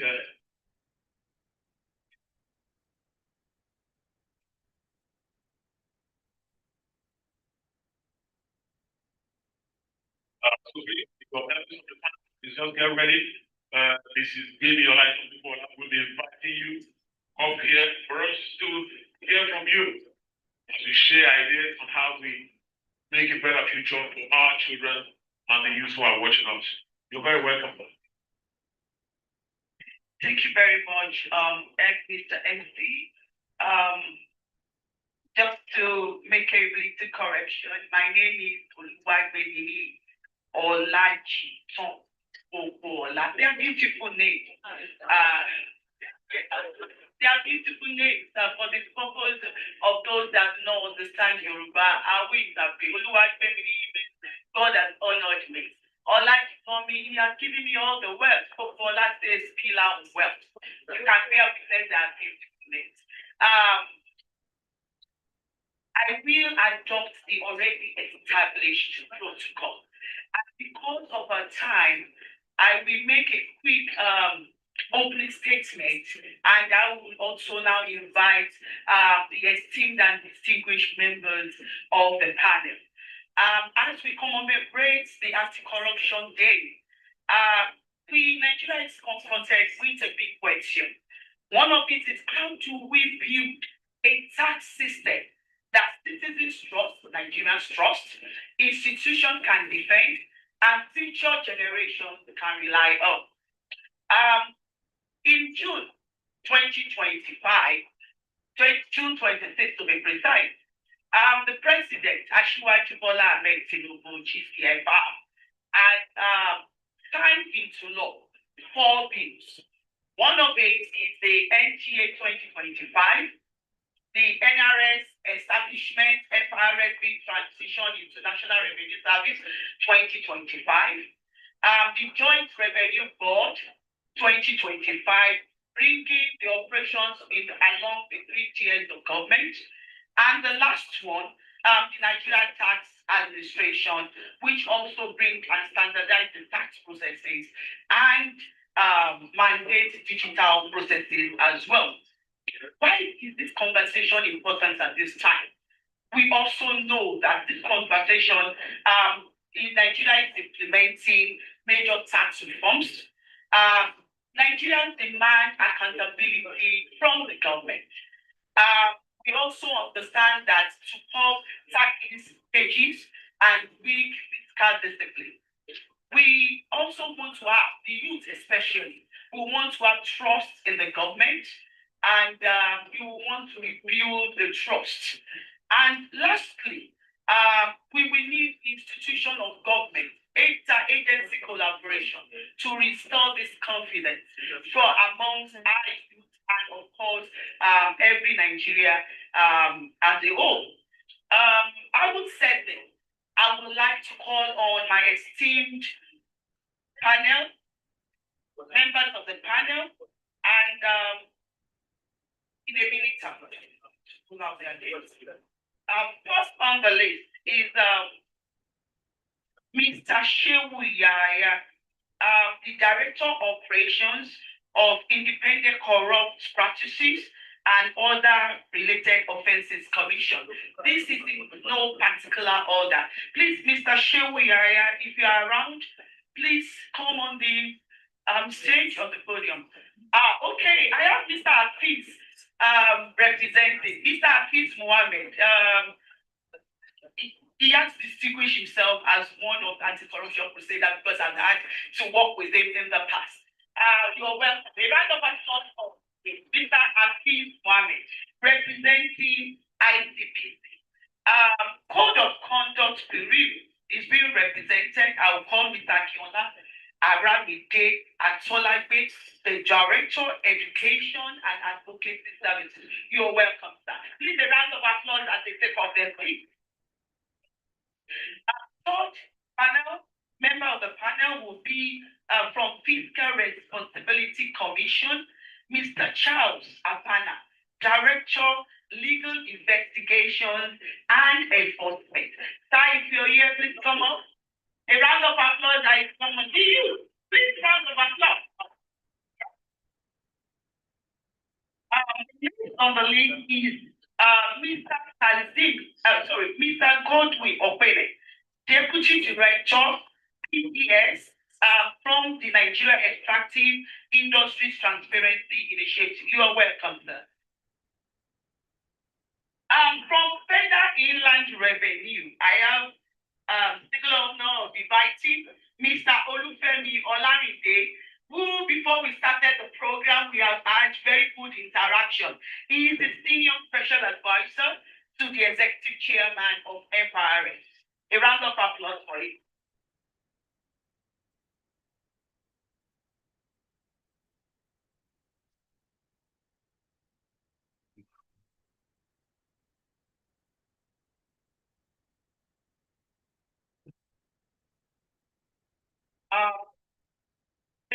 On the list of members of the panel would be a youth representative. So we'll do this a different way.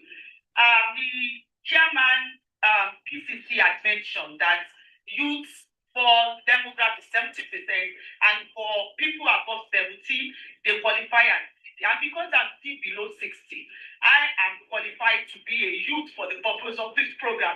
So I'm going to introduce this person in a different way. We used to sing this song when we were growing up. Parents, listen to your children. That is the future of tomorrow.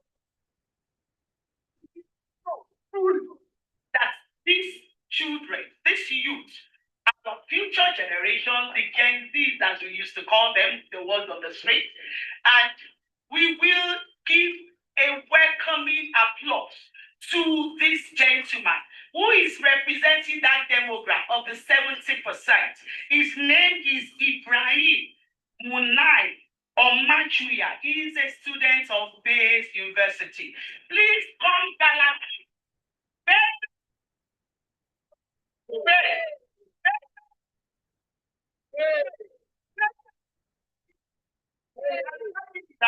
Very much. Nigeria youth. Yeah, great.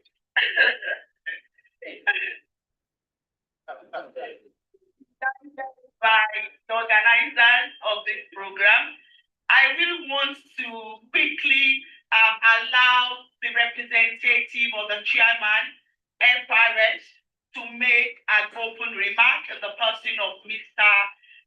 Olufemi Olamide. Please start.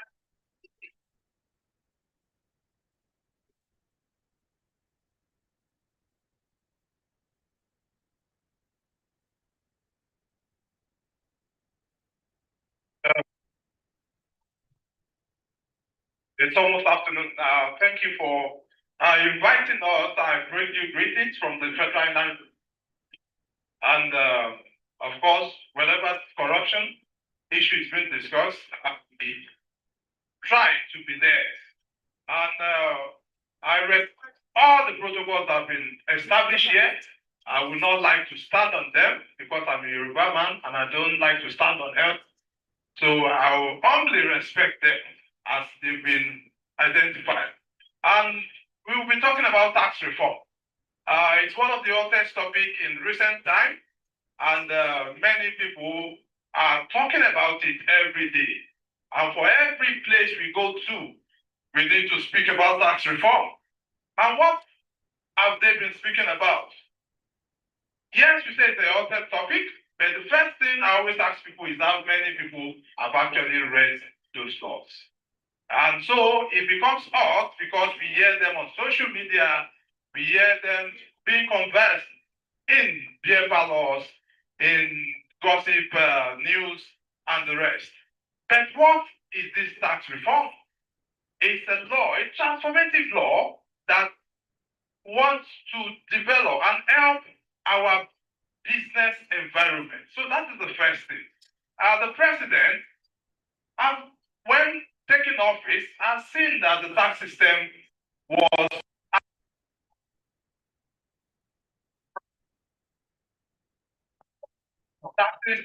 lack of understanding. They came laws.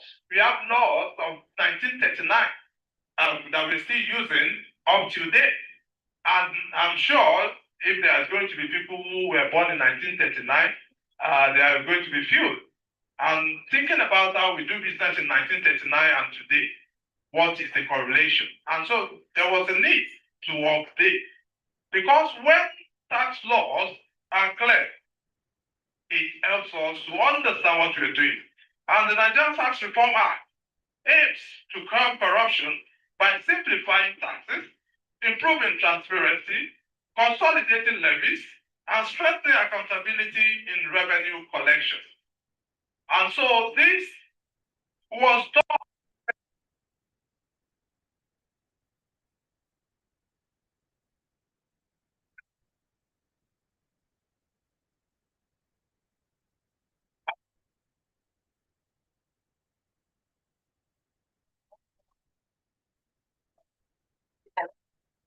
We also like to admonish Nigerians to comply with their civic obligation as given to us by Section 24 of our Constitution that declares that everyone must declare their income truthfully and pay their taxes to the right authority of government. Yet, government have also ensured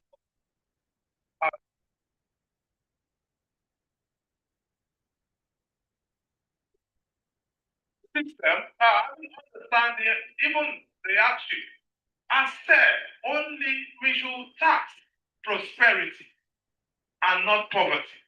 They say we want to develop a tax reform that taxes prosperity and not poverty, and that one who taxes the fruit and not the seed. So this is bringing equity to fore, so that only those who have been blessed by the condition of the country, of the economy, part with the excess or the prosperity from such. And so today, as we talk about anti-corruption, I will be explaining those provisions in the law.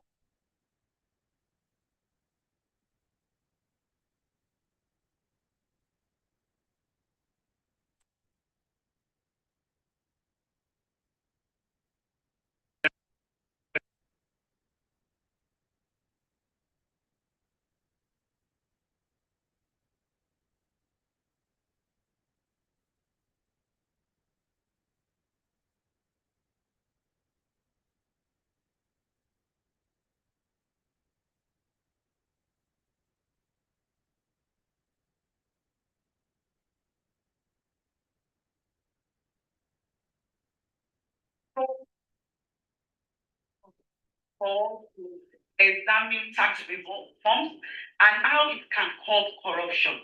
The theme for this panel is tax, transparency, and trust. How can Nigeria's new tax policy curb corruption and promote accountability? I have before me participating institutions that have one role or the other to play in this process. I will start with FRA. I know you just made opening remarks. Please, the microphones should be on the table. Please kindly pass when I any of the member of the panel. We will want, how can Nigeria's reforms drive transparency and reduce corruption in tax administration? Okay, in tax administration, you mean? Okay, thank you very much for taking the first shot.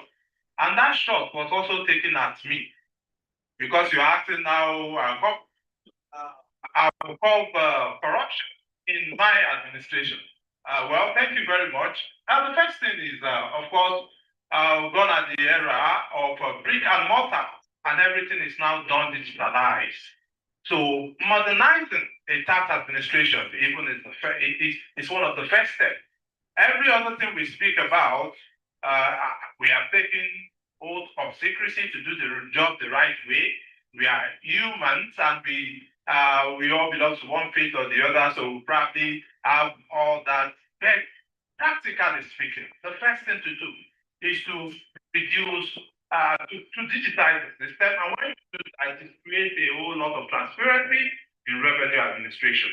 And this, we ensure that everyone pays the right taxes and without any human interference. And so for me, as simple and as big as the question digitize the system, provide good transparency, and this FIS started for a while. Going forward in the new tax reform, there's a whole lot of bringing digitization. And we are even the setting up of the Joint Revenue Board is also to standardize it so that it could cut across other tax administrators in Nigeria. So digitization becomes the order of the day, and identifying taxpayers is also a critical part of it. And I'm sure you have heard about the introduction of the tax ID. And so this is a way of answering this question. Thank you. Thank you, Mr. Larry. So a follow-up question on this will be, you mentioned that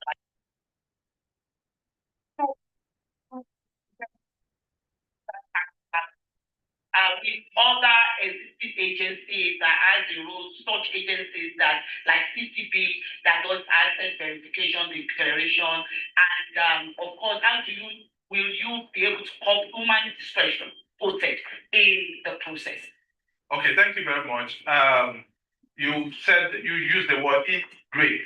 And integration is not just me speaking physically to someone.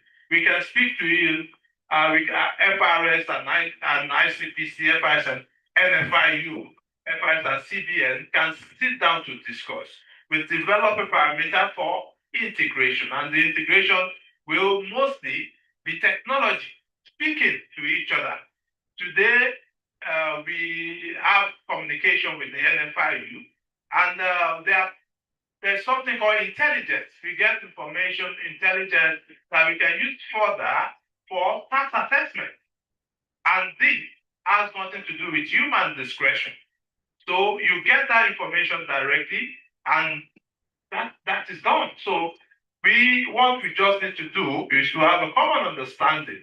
Everyone understanding that we all are members of a common force or a common country called Nigeria and a common government.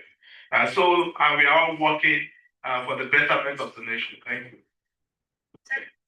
Thank you so much, Mr. Olarinde, for the excellent response. Please, I will crave indulgence of the audience. Please note your questions. And when it is time for questions and answers, please, when you get time, introduce yourself, mention the particular institution that you would like to direct your question to. Then, of course, members of the panel will take the question after I will respond after all the questions have been taken. I think too, because the thematic area for today's program, for today's session,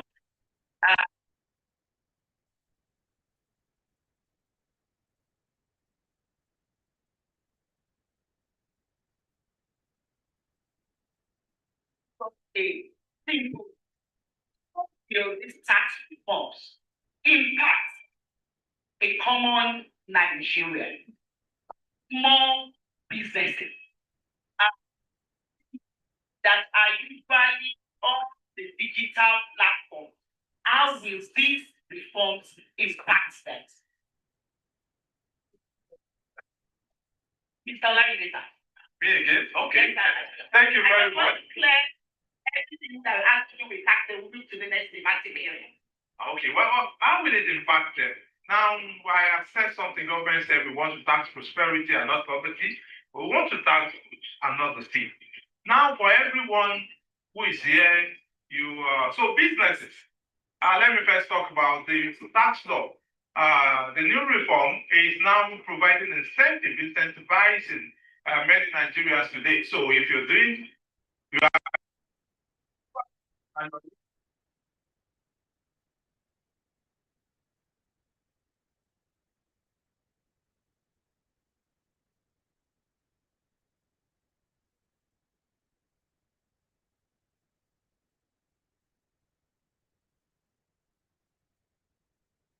below, you have to take that at 0%.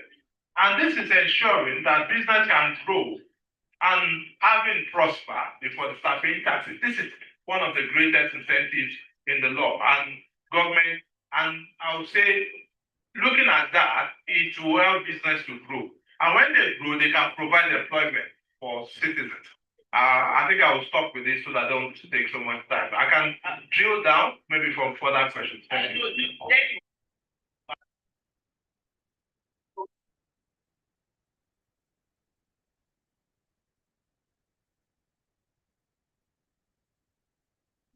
By Mr. Atolagbe. So I regard the chairman of the conduct and some months back, a digital platform has been created in respect of access verification and for declaration, access declaration, and for public office holders to declare their assets as at wedding. And we also saw the Attorney General of the Federation, Minister of Justice, saying that he was there, he had done it, and he had fulfilled and complied with the law. And so I would want to ask that because of the new tax reforms that's coming into taking effect January 1st, 2026, how can improvement in asset declaration strengthen tax transparency and combat or corruption? Thank you, ma'am. Good morning, everybody. Like you mentioned, the chairman mentioned the digitalization of the declaration. What it is before now, those of us who are in public office, Code of Conduct Bureau will give you a printed form for you to make a declaration of your asset as the law prescribes.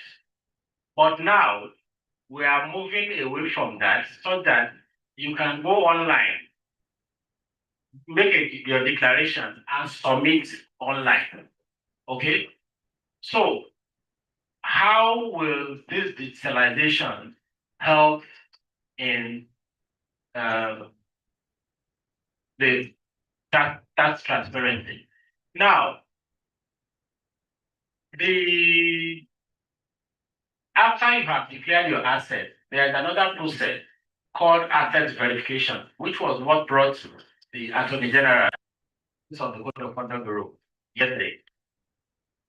Because it is almost impossible for the Bureau to verify everybody who is a public officer. There are some people we call risk-based persons. They are risk-based because of the nature of the work they do. So automatically,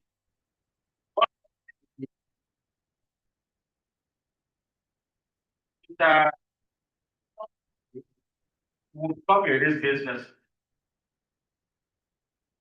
So the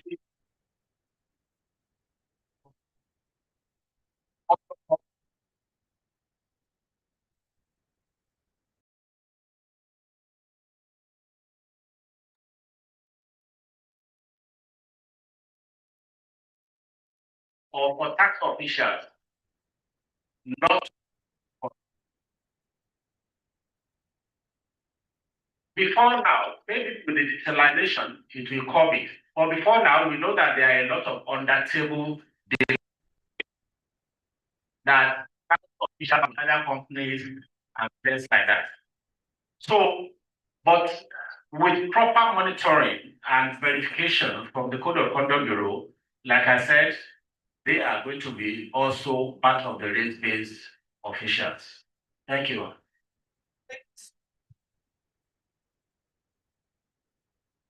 Thank you so much for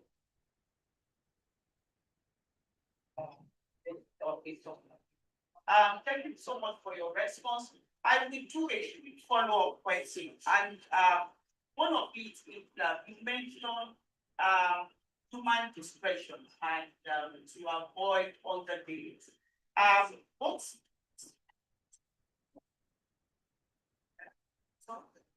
underdealing? What is CCP doing with respect of your mandate and boosting confidence in and trust in the system, especially now that you have rolled out the digital system? What are you doing to restore the public confidence in your processes? Thank you very much. Dr. Abdullah Ismail just celebrated his 1 year in office. And since he came to the Bureau, he has rolled out a lot of reforms. One of them is the creation of a unit called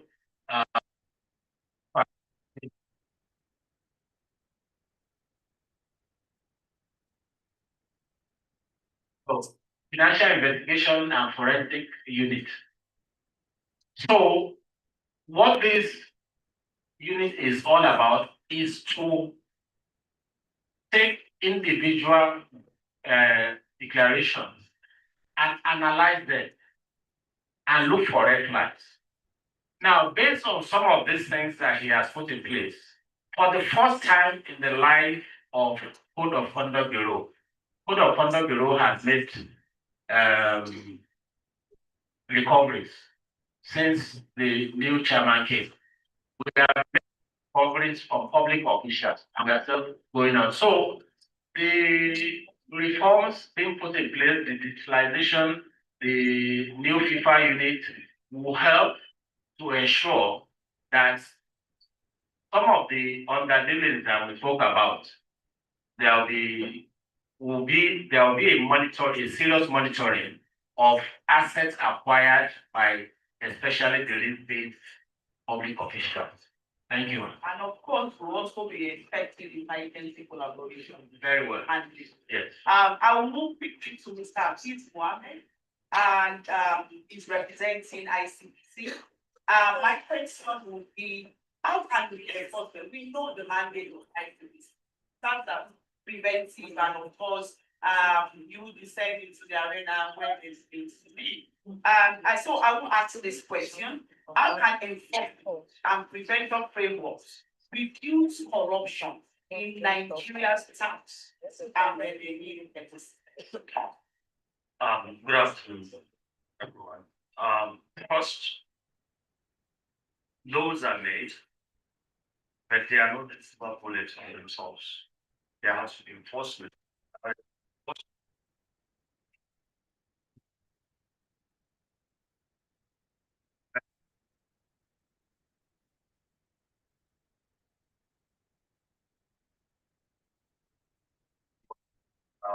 Whatever institute, particularly that corruption agency.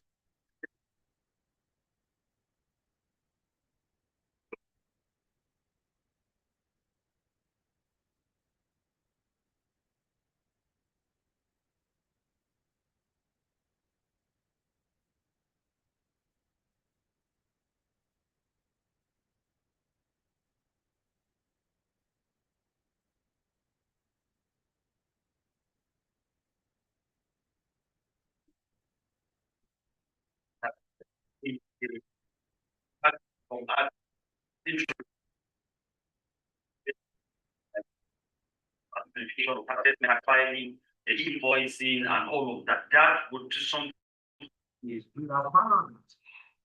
There's some sort of conspiracy. For each other. And some things. We are going for people that last of shooting, but you got to walk. One thing.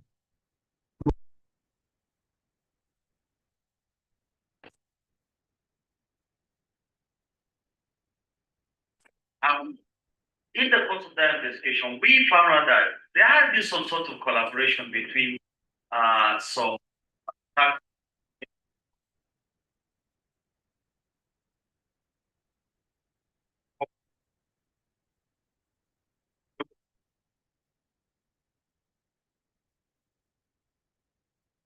I think by last month, what the commission had to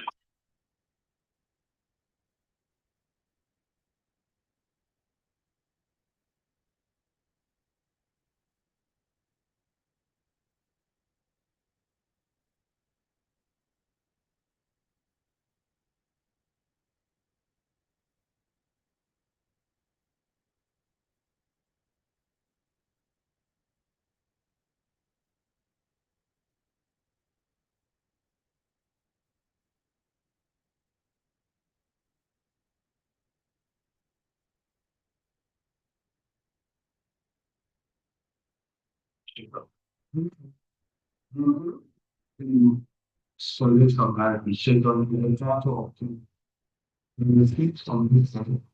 Maybe I we so it's hard.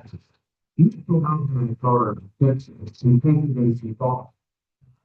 This, but still what the main is in the top line of.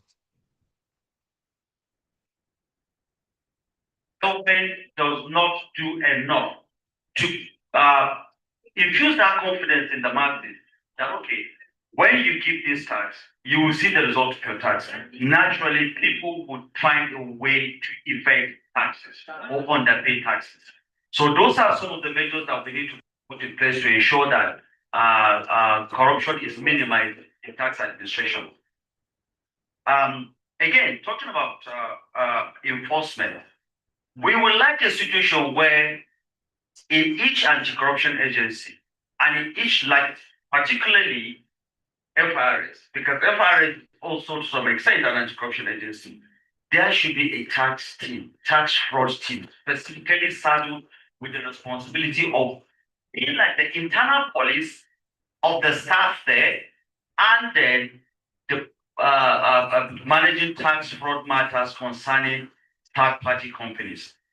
So these are a few of some of the things that could be done to ensure that corruption in tax administration is seriously minimized.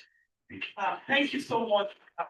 I like one of the red funds that you use, that citizens will pay their tax, they expect something. That's the social contract.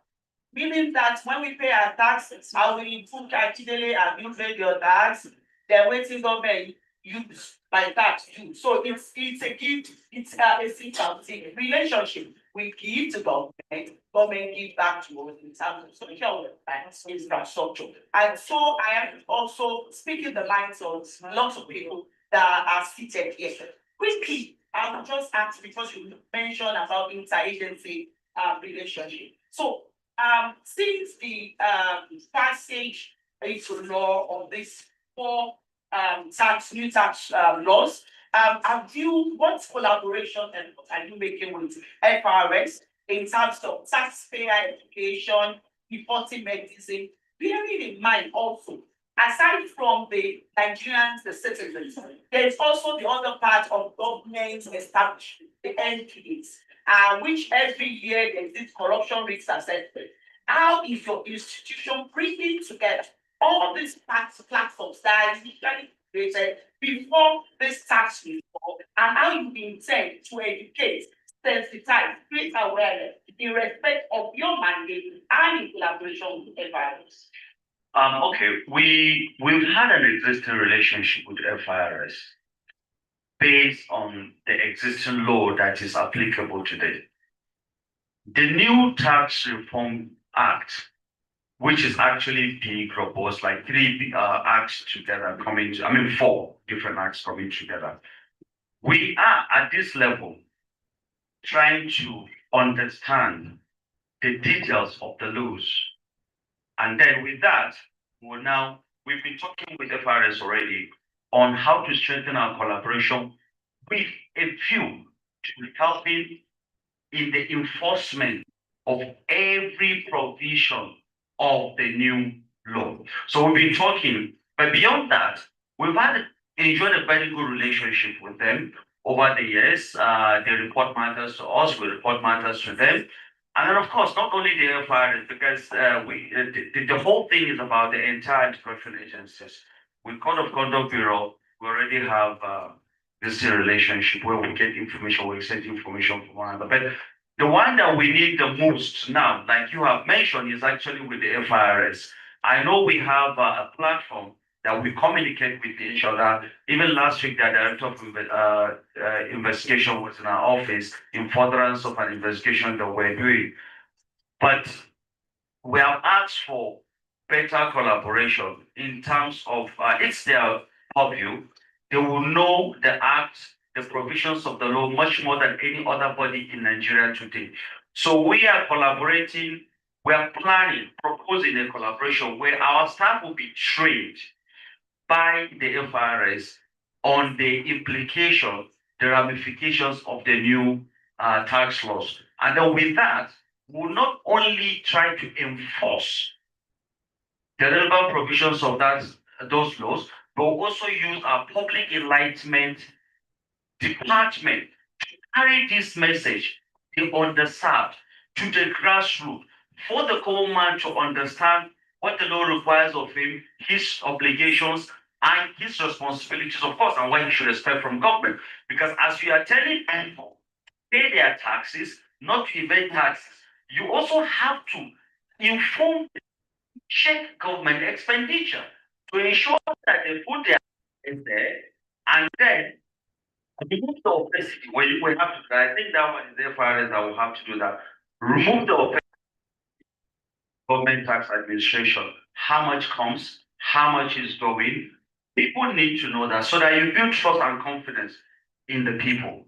So we are working on better collaboration, but that will come much better when the operationalization of the acts actually come into play, which is starting from January 1st next year. Thank you so much, Mr. Akin. Drawing from your last comment, I will quickly move to Fiscal Responsibility Commission. I've been told I have 5 minutes left and we should to wrap up. Fiscal Responsibility Commission is being represented by Mr. Charles Abana. It's a nice to me. We know the mandate of fiscal responsibility. Some of them have been highlighted by the chairman before to his leave. One question is that for fiscal responsibility, it must at all times ensure transparency. So, how does your agency will be able to ensure fiscal transparency and discipline, strengthen accountability in the tools and tax revenue? All right, thank you very much.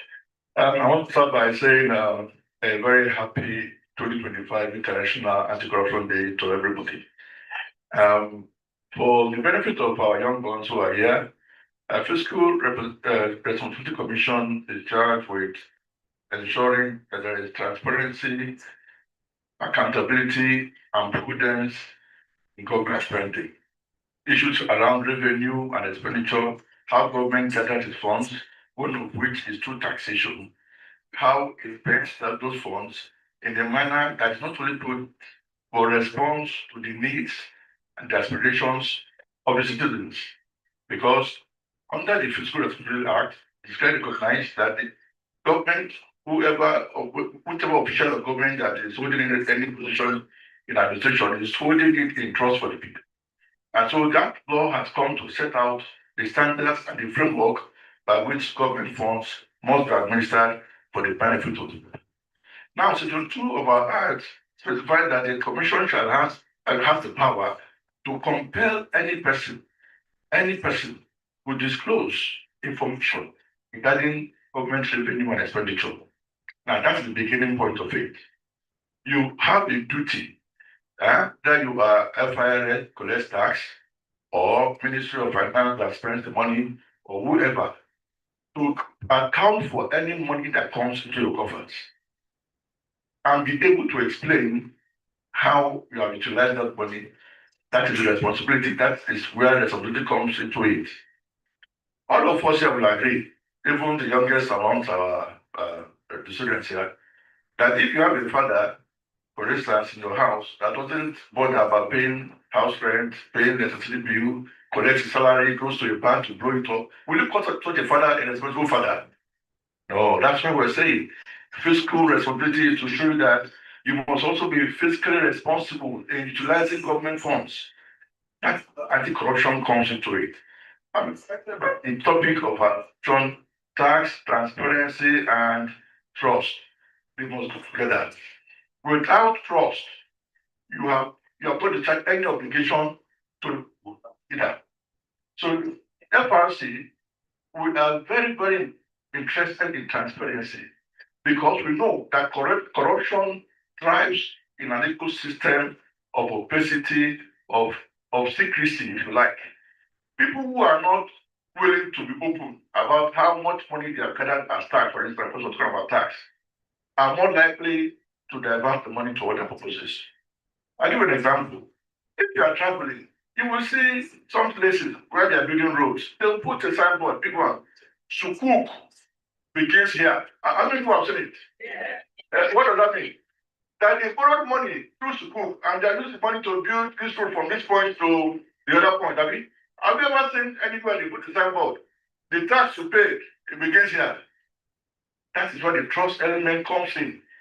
We must be more transparent in making the people know at every level, local, state, and federal government, how much was realized as tax and where the money is being spent.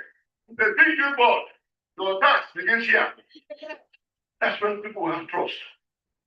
The appellate of reforms. Yes, we acknowledge the tax bills. The commission was part of even the making of those bills. I had the privilege of attending some sessions, the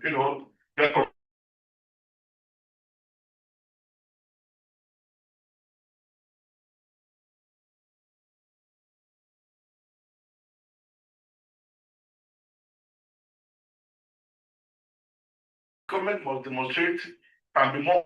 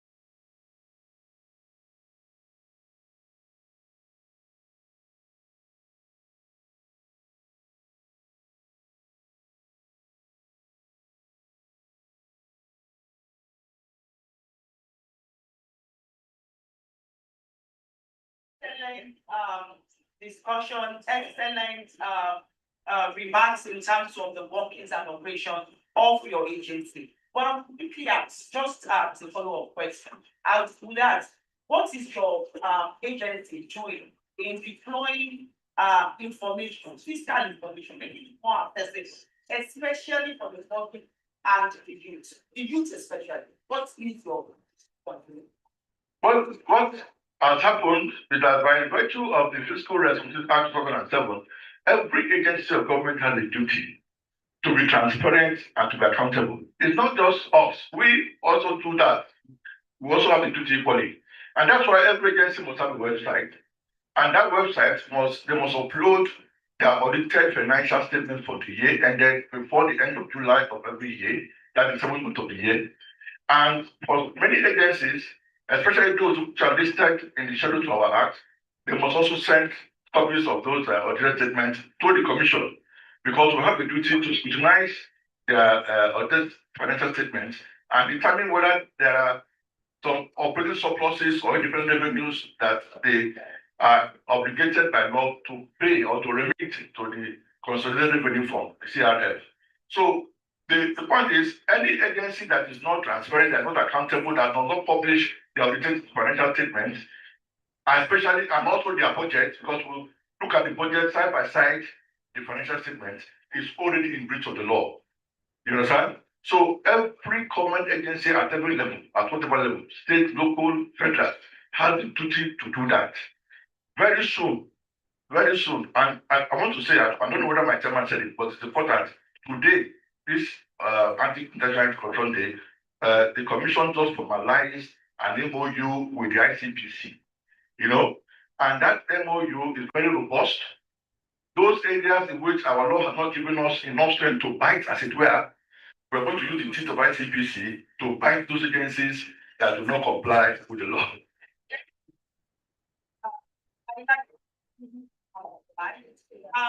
Quickly, I will not, I will have done justice to this panel if I don't allow the group to speak, because the themes of today centers around that. And because of the tax reforms, we need to know what are the expenditures. Ibrahim, what you are representing the youth on this platform. What are your expectations? What are the youth expectations in terms of this tax reform? What do you think government should do in terms of the tax reform, whether in terms of advocacy, in terms of bringing together policies that are favorable? What do you think are your expectations? Okay. Thank you very much. I'll be speaking from my heart. I'll be telling you what the generation I represent expect from the government. But before I even start, I want to throw a question to the audience. How many of you actually trust the way the government have been using our money? If you trust how the government have been using our money, just raise up your hands. Thank you very much. So we can see from the audience, we have zero trust or a very minimal trust for the way the government use our money. The average Nigerian now on the street actually thinks that this particular tax reform is just being established to enrich public officials. That's what the average Nigerian thinks. And the theme of this panel discussion here is tax trust. You know, they're not just actually policy terms. They go to the heart of everything. If we can't trust the government enough, we will not be confident enough to pay our taxes. But actually, looking at the new Tax Act, it's actually beautiful. I've taken my time to go through it and also listened to countless interviews about it. But then one thing actually pricks my mind. When Dr. Oyulede, the chairman of the fiscal reform, whenever you're asking him, he's so passionate and he talks beautifully well. But when you now ask, okay, accountability, he actually smiles and says, well, that will be on the government. We now being the Gen Z generation, what we're expecting from the government, we want them, just the way they are collecting our tax, we also want them to provide a platform on how they are using our tax. Because something that you can sit down, just swipe our phones, an application that we can actually go through it and we'll know, okay, they've collected X number of tax and they're using it for X, Y, Z. Rather than them actually enriching their pockets. We feel that we need good roads, we need good hospitals, we need so many social amenities. And actually, if you're looking at it from 2024, Nigeria ranked 140 out of 180 countries in the world when it comes to corruption. That's to tell you that our corruption perception index is actually very low. Although we actually did better than 2023, because 2023 we ranked 145 and our score was 25. But 2024 we ranked 140 and our score was 26. So we actually okay, let's see what 2025 will come about. But then we just hope for the government to create a digital platform, and the youth engagement in all of this is strategic. It's not optional. We need you to be able to hold the government on the neck. or at their neck, so that when we are asking them for accountability, we should drag them online and know how our tax are being spent. Thank you very much.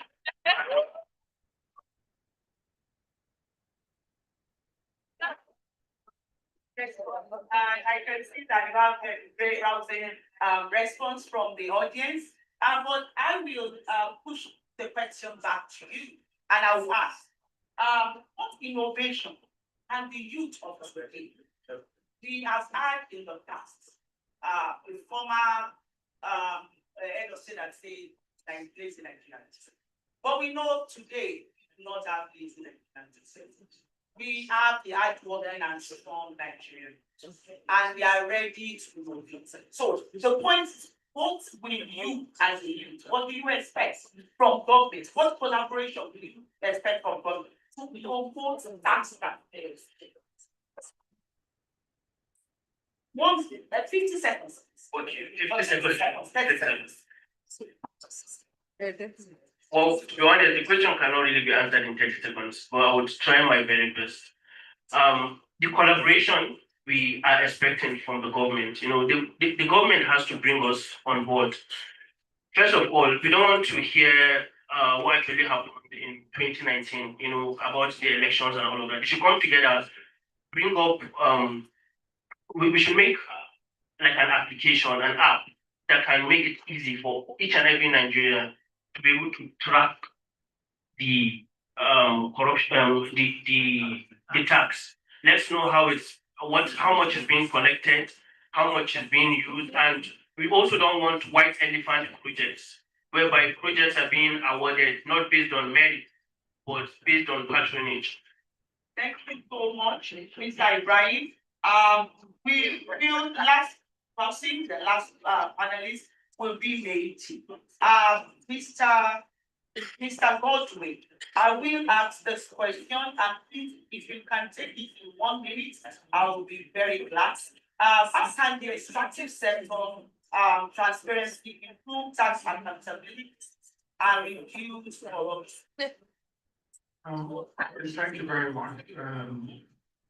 I'm very quickly in 1 minute, as you said. What NATO does, as most people here know, is to provide information, and not just provide information to anybody, but provide to the public. Now, accountability rests on information, empowering people with the information they need to hold those in the position accountable.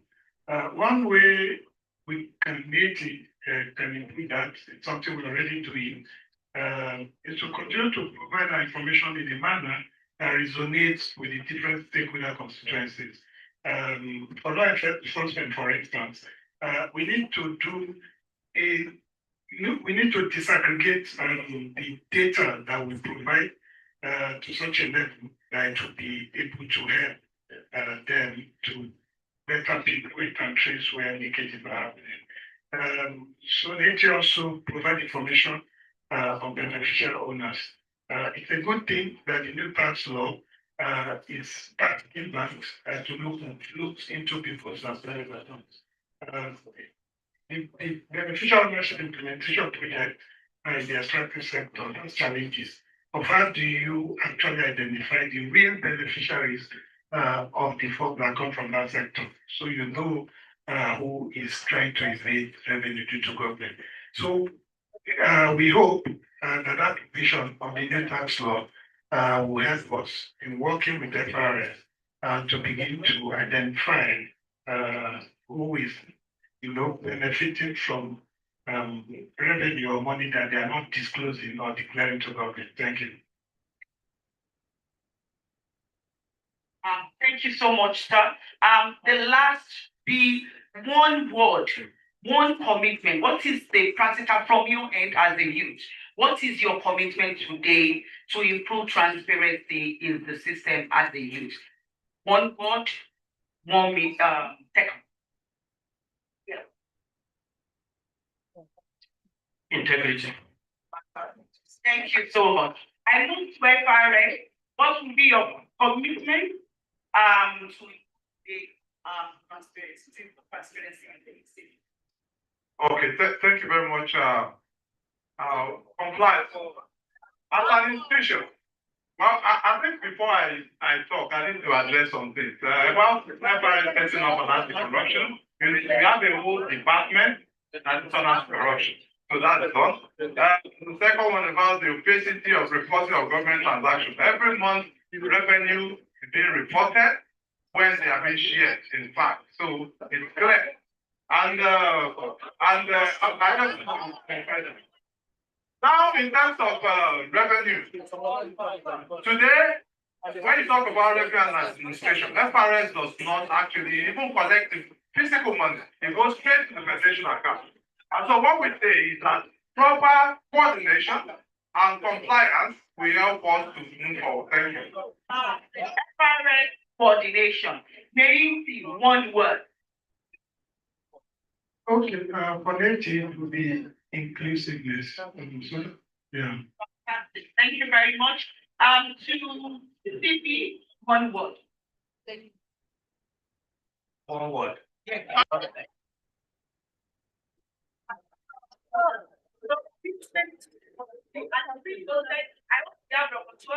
Please know the commitment of the agency. Accountability. Accountability. Thank you so much. Mr. Please, one word. It's all the issue of transparency. FRS, you have been doing well. Like you said, you're reporting your monthly takings every month. However, we need a situation where there will be a dashboard for the public. You see every single football and it's dropping. So that we know that at the end of the day, nobody's being shortchanged. Transparency.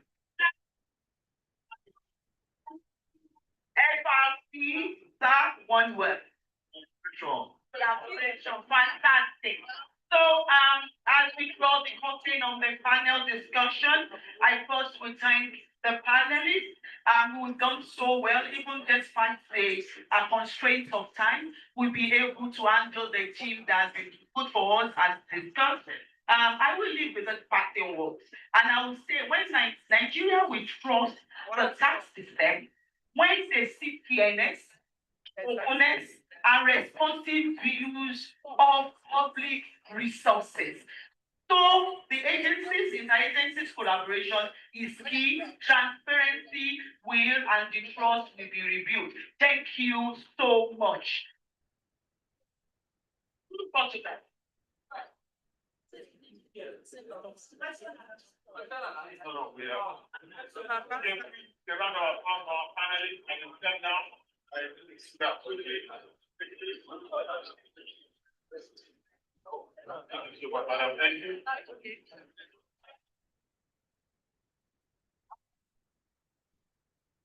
Our next panel is on a beyond compliance. Considering Nigeria's financial action for compliance, implementation of national anti-corruption plan.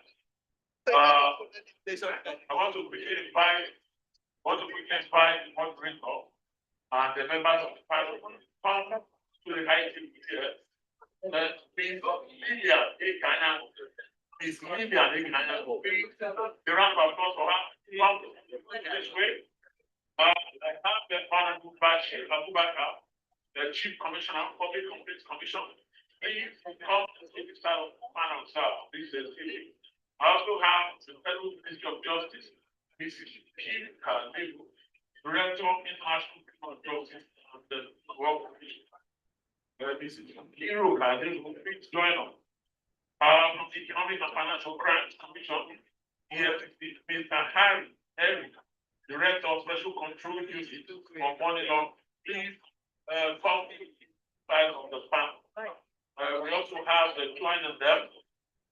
Nigeria, the NFIU, Mohammed S. Ahmed, Chief of Staff to the CEO. Please join us here. We also have Dr. Umar Yaku, Director of Center for Fiscal Transparency and Public Integrity. Please be seated in a moment. Let me quickly just recognize some of our very distinguished guests here. Princess Edna Atiuka, National President, National Council of Women's Society, NCWS. Please, we appreciate you for being here. God bless you. We also have Mr. David, representing the city of Napoli, Peter Lamy Bigo, who is here. We also appreciate you. We also have an army barrister Tunde John. Okay, thank you very much.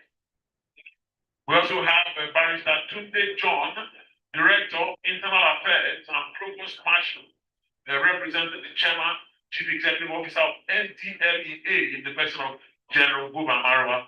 We appreciate you, barrister, for being here with us and being patient. Okay.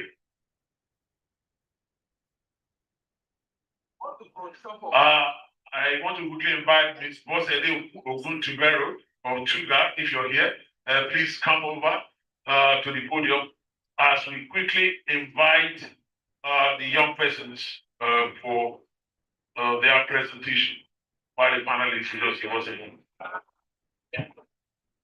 Okay, we can still go on.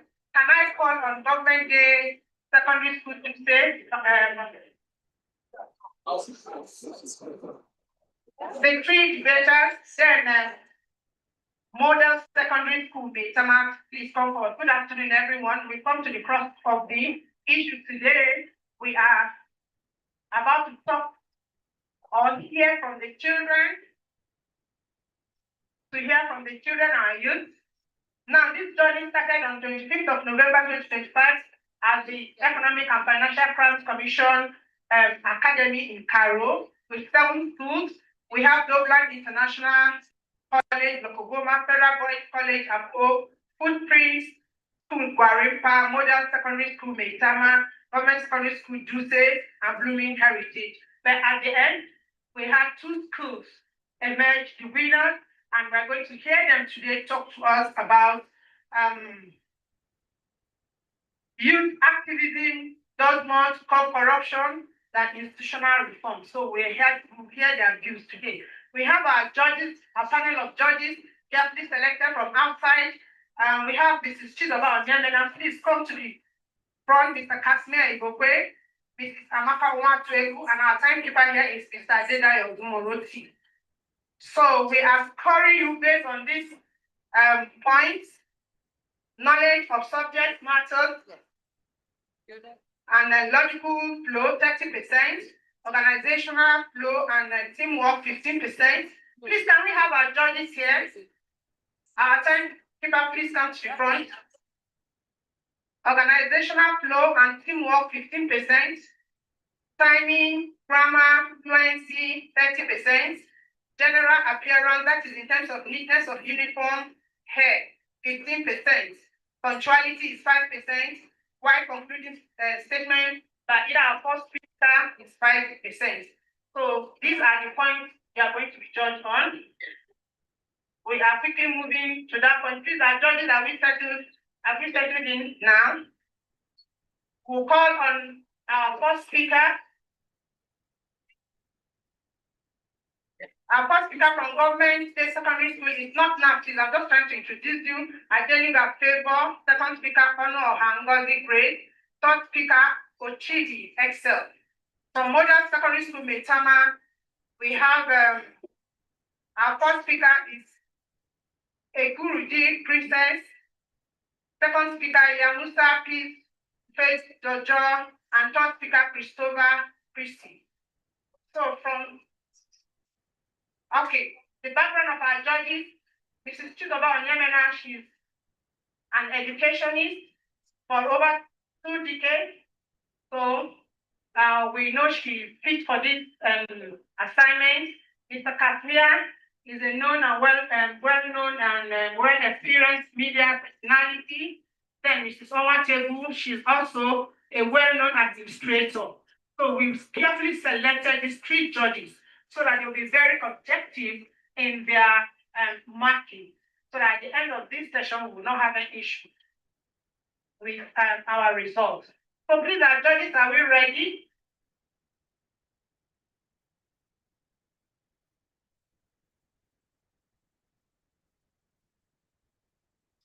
Are we set?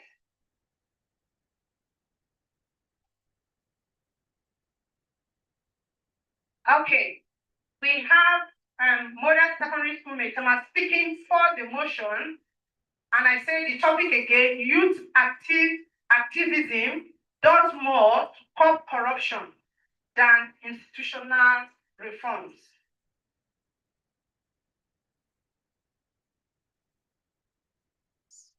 Okay. So, okay. So are we set the judges? So we are calling on our first speaker now from government, from model secondary school in Tama. They are speaking for the motion. Our first speaker is Eburi Princess. Please go on. Good afternoon, esteemed moderator, distinguished chairman, honorable panel of judges, my co-debaters, and my ever-attentive audience. My name is Eburi Princess, a student of Model Secondary School in Tama, and I'm here to propose the motion, youth activism does more to curb corruption than institutional reforms. Let me begin by defining the key words. Youth activism means young people's collective action aimed at challenging injustice, exposing wrongdoing, demanding accountability, and pushing for reforms in society. Corruption, on the other hand, means the abuse of public power offices or resources for personal gain, which includes bribery, investments, fraud, nepotism, misuse of public funds, and abuse of authority, where the court means to reduce, limit, control, or minimize the spread or impact of corruption. And institutional reform refers to deliberate changes made within government and public institutions to promote transparency, accountability, and efficiency. My opponents may say that institutional reform does not curb corruption. We may have it today. You and I stand here to debate on how to curb corruption, and we are all youth. Isn't this an act of curbing corruption? This means that a youth-led movement can push authorities to adopt legal and institutional reforms to strengthen anti-corruption frameworks. Over the 2025 theme for International Anti-Corruption Day is uniting with youth against corruption, shaping tomorrow's integrity. Institutional reform's primary disadvantage is a high rate of failure due to entrenched issues such as pervasive corruption, a lack of political will, political interference, weak institutional capacity and enforcement, and public apathy and distrust, which youth activism consists of. They have an increasingly influential force in driving social change across the globe. They foster political popular participation, thereby reducing corruption. My opponents may also say that youth and vulnerable and cannot fight corruption. Youth activism has succeeded through movements like EndSARS protest, 2020. Nigeria across the country demanded the disbandment of the South Police Unit. Within days, the government responded by announcing its dissolution. This quick result came not from institutional reforms, but from the unified voices of Nigerian youth who refuse to stay silent. Youth activism creates immediate public pressure that institutional reforms cannot ignore. Youth activism exposes corruption and forces transparency. On the 3rd of November 2025, students and youth leaders protested at the Federal University of Oyeyekiti, FUOY, over an alleged corruption, abuse of office, moral decay by university leadership. They demanded the suspension of the vice chancellor as a member of the governing council chairman. This means that youth activism is already portraying the cause. A nation that does not hold its leaders accountable is still to fail. Youth monitoring projects to tracker. Tracker monitors who are mostly youth. With their communities in Lagos, Kogi, Kaduna, and Cross River, they impose abandoned constitution projects and fraudulent contractors. Their activism made those abandoned projects to be restarted or completed. This is an anti-corruption result led by young people, not by reforms. Again, my opponents will also say that institutions are legal bodies and are therefore more powerful. But I ask, how powerful are they when cases drag because for 10 to 15 years? Youth activism puts pressure on these same institutions to act.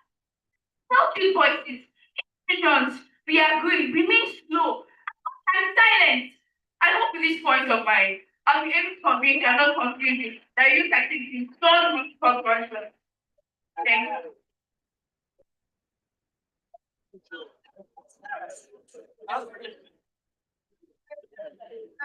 come on the speaker from the government state and take the favor. Abdulrahim Bawa, former chairman of the ESC. No serious fight against corruption can be achieved without institutional reforms that fosters transparency, accountability, and public trust. Reformation are essential to reinforce our system.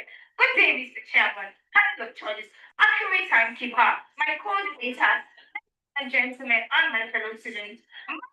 Adeluga, a representative of government secondary school Alaji, strongly oppose notion this thing, youth activism does more to curb corruption than institutional reform. Well, as we dive into this important debate today, youth activism is more effective in curbing corruption than institutional reforms. I would like to begin with a couple of quotes that will discuss the importance of structural change in combating corruption.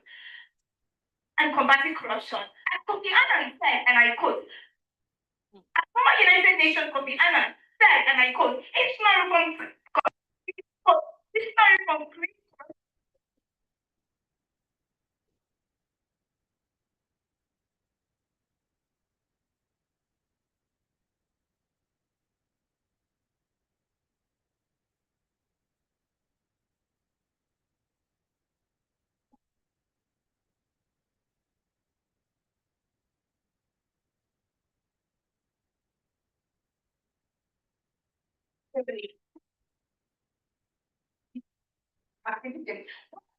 and energetic to fight the movement. They also face significant challenges. Activism often relies on sporadic boosts of enthusiasm, which can lead to inconsistency in their efforts. As political theorists, our era noted, action without a regulatory framework often results in chaos. Without a legal and regulatory framework to support their remarks, youth activists may find their voices amplified, but guess what? Their impact diminished. Secondly, institutional reforms created is essential to create systematic change. Youth activism may raise awareness to the issues of corruption, but without public institutions, such awareness may not translate into meaningful action. And in corruption, institutional reforms to address its root causes include establishing transparency mechanisms, accountability. Moreover, nations like countries like Singapore and Estonia have demonstrated themselves worldwide and needed to continuous decrease in corruption.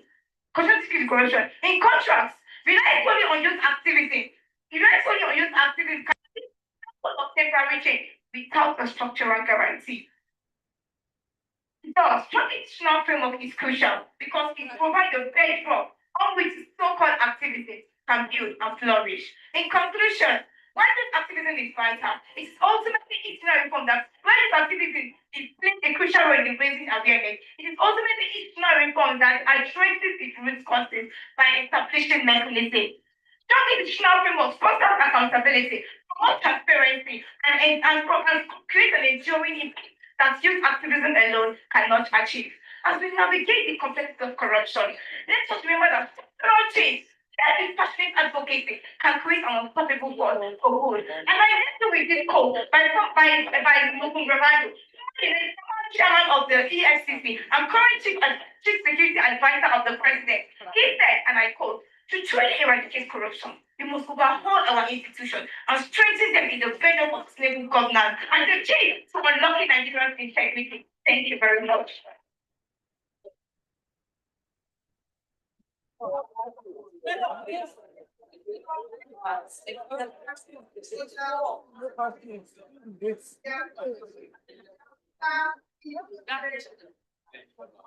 Standing on the already established protocol, my name is Yamusa Pisfedojo from Modern Secondary School Metama. Here to propose the motion that youth activism does more to curb corruption than institutional reforms. In Nigeria, institutional reform are often slow, influenced by policies, abandoned once leadership changes. But youth activism forces immediate action. Youth activism promotes unity and collective responsibility. In Nigeria, youth from all tribes like Hausa, Yoruba, T, Ijo, Ibibio, and others are often united to events like Not Too Young to Run. So the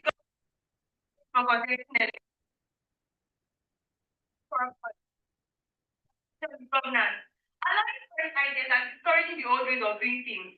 Youth activities produce better.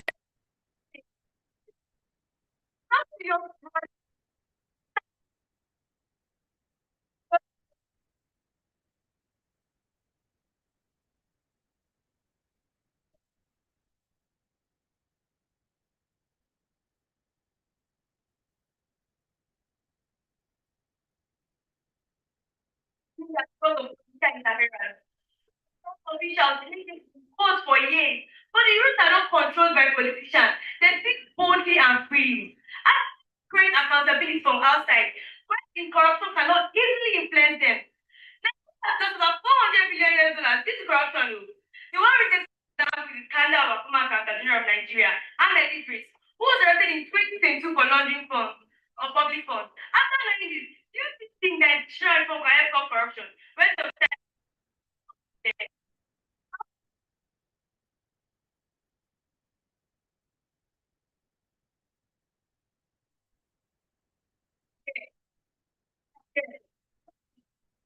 sometimes are influenced by the government of the people.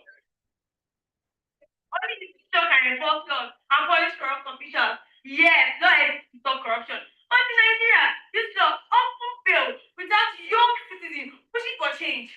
When youth activism mobilizes, it sends good real action. For example, investigative journalism driven by youth activists, which exposed the infamous Dazuki and deal in 2015, leading to public outrage and legal action. In conclusion, institution is important too, but they move only when they are pushed. For putting accountability is being used. This point of mind, and gentlemen, honorable judges, the facts speak louder than any slogan. The facts speak louder than any slogan. Youth activism does more to combat corruption than general reform. Thank you.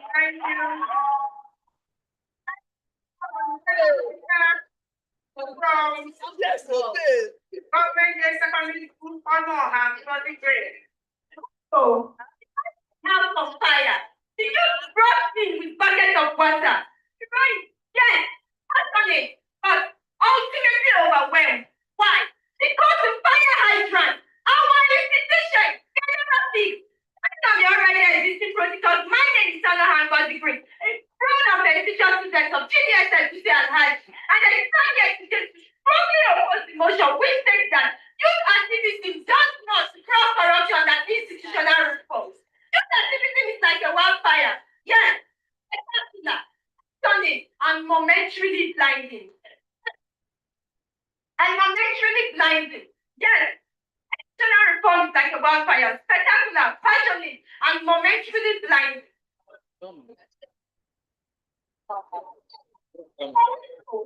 Let me ask this question. Corruption is a systemic run, stressing with signals, unaccountable leaders, and broken systems. How can a wildfire refuel the forest? Can a wildfire refuel the forest? The answer is absolutely no. Youth activity may raise awareness, but institution enforces consequences. Secretary General Ban Ki-moon said, and I quote, the fight against corruption requires sustained effort at institutional level. It is not just the voice of the people that brings out change, but the structure that supports the voice. Let me tell you, amount of protest or hashtag can replace the so-celebrated work of institutional reform. Therefore, I firmly believe that institutional reform is the chief cornerstone in eradicating corruption. And here's why. The institutional reform creates systemic change. Youth activism, while in fact to the raising voice and enforcing consequence and authorities are often reactive and temporary. But institutional reform and death as the corruption mechanism into the fabric of governance, ensuring a long-term lasting change. In addition, a white man said, and I quote, "As an institution change behavior, activism without enforcement is like a cow without an engine. Training hashtag corruption may trend for 24 hours, but guess what? Corrupt officials still last all the way to the bank. Why? Because youth activism without institutional leverage is a new performance.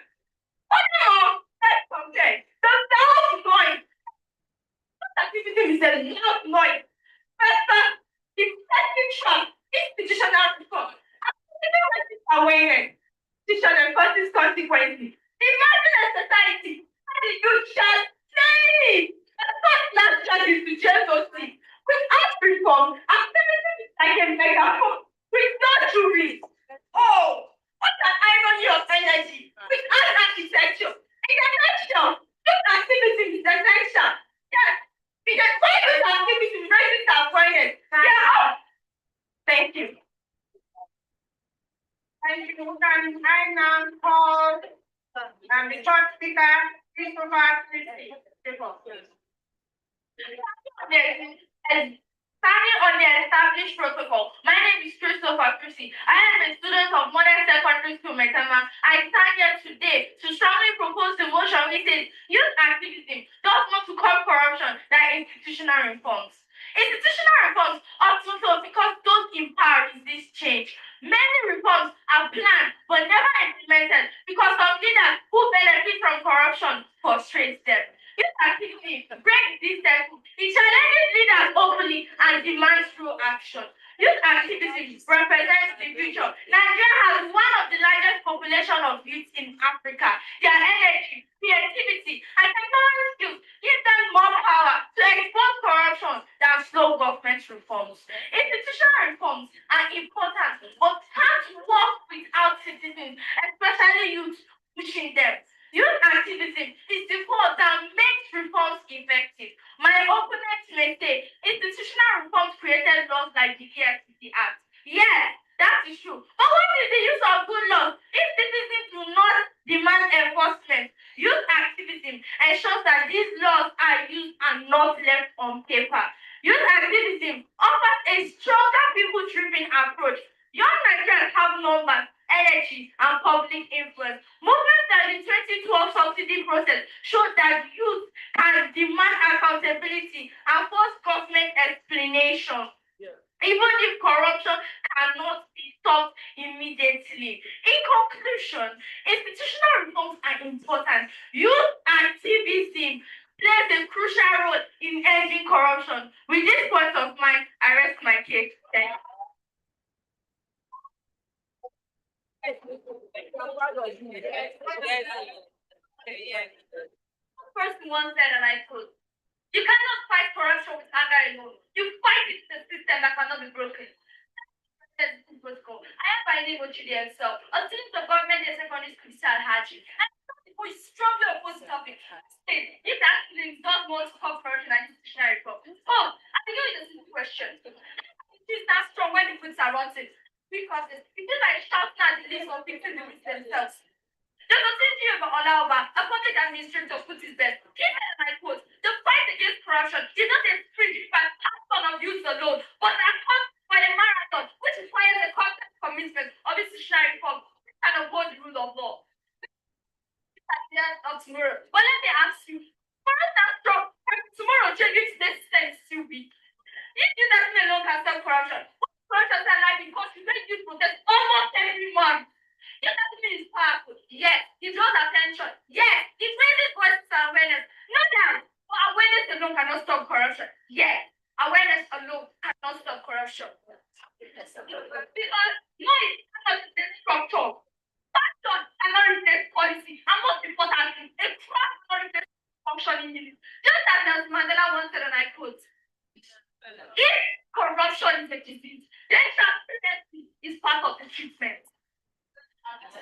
Is part of the treatment. Really pushes for change, but let me tell you, it's shy for next change. If activism says we want justice, it's shy for this. Quiet. Here is a system that guarantees justice. People can use around the world who change government with protest, but after the shouting ends, who arrests the corrupt? Who investigates? Who persecutes? It is not this. It is not the youth. It is the institutional force and corruption agency. The client is from your farming. You tell me, what does corruption really get?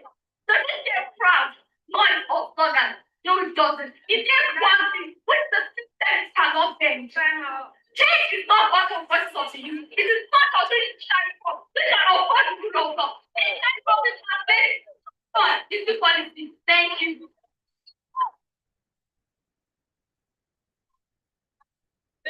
Sorry. A guru princess to round up in 1 minute. On the already established protocol, I still remain a good princess, a proud student of Model Secondary School Maitama, and I propose the motion that those activities don't want to call corruption, that this decision report. Mr. Chairman, distinguished audience, having done all these arguments, it is clear. Those activities create immediate action. It exposes corruption faster than institutions. It educates the nation. It fosters transparency. It unites young Nigerians. Pushes institutions to do the work they're created to do. May say that institutions that youth are inexperienced, but corruption thrives because those with experience have built the system for decades. Institutional reforms may look good on paper, but without pressure from youth activity, they often remain inactive. And sometimes the youth activism does more to call corruption than institutional reforms. Thank you.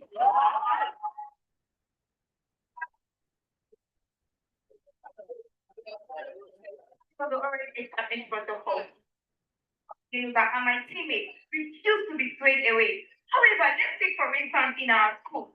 Students cannot just walk into schools and say, hey, I want math today. Okay, I say I want to learn math. She says she wants to learn English. The other person says she wants to learn physics. How?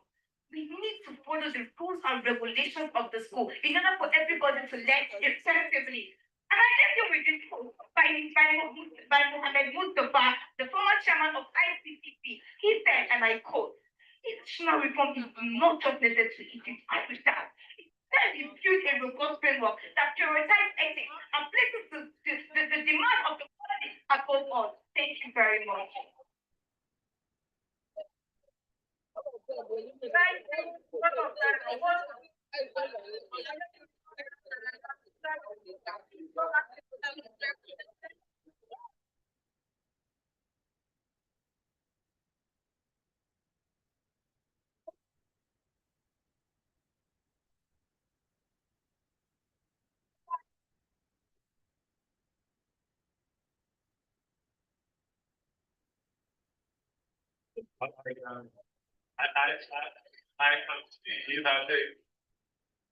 I can see that there's excitement on the faces of those who are parents here, and they're ready to.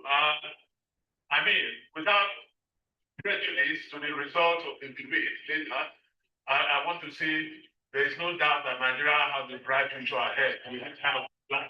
Please, the round of applause for them again. Thank you so much. And now we move into our second and final panel, which will discuss the issue beyond compliance, sustaining Nigeria's financial task force compliance through the implementation of the National Anti-Corruption Strategy. And I now hand over the microphone to Ms. Lillian Ekayango, the moderator, to take it from here. A round of applause for them. Very much distinguished you. So you have 30 minutes. As he's trying to hand over properly. But I want to charge the organizers something I have to. All our distinguished and erudite speakers are girls. Yes. Why it is in trying to hear the voice of the girl child? I want something more than just running the same error where campaigning is there. Where is the boy child? The voice of the boy child.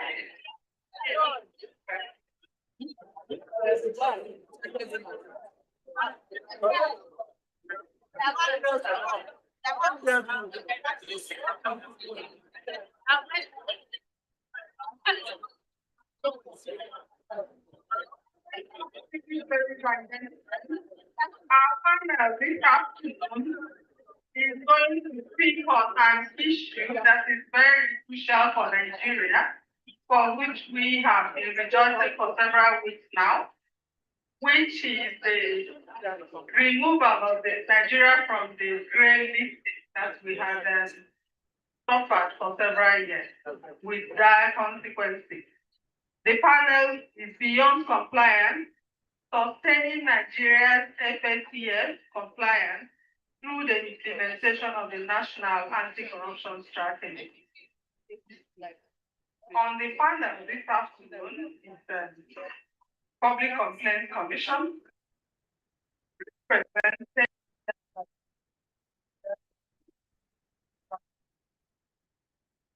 Chief Commissioner Public Complaints Commission. We have from Federal Ministry of Justice, Mrs. Nkiru Kanebo, Director, International Criminal Justice and Cooperation.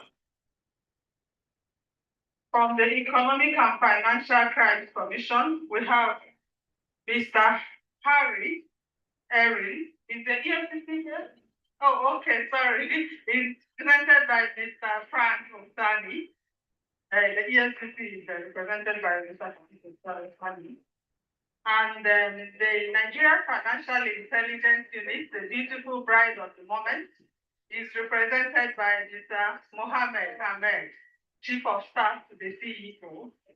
And the last but not the least is an accountability guru, Dr. Omar Yakubu, Director, Center for Fiscal Transparency and Public Integrity.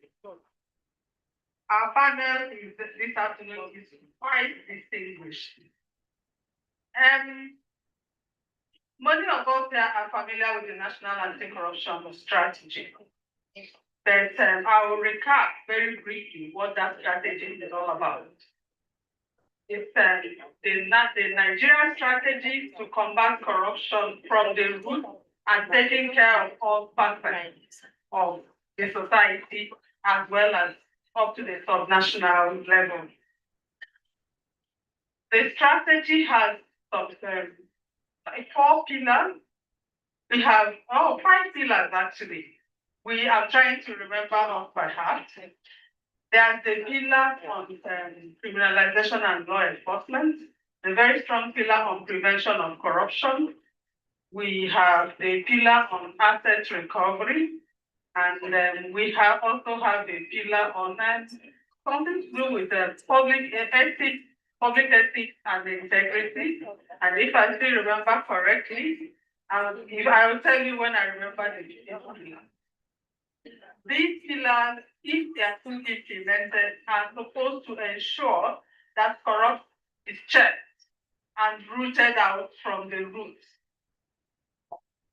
As we saw the Honorable Attorney General celebrate earlier in the day, Nigeria was removed from the grey list, and this removal has several consequences.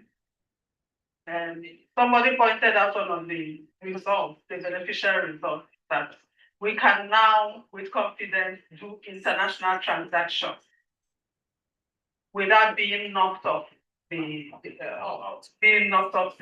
portals and everything, because it shows that our financial system can now pass the integrity test.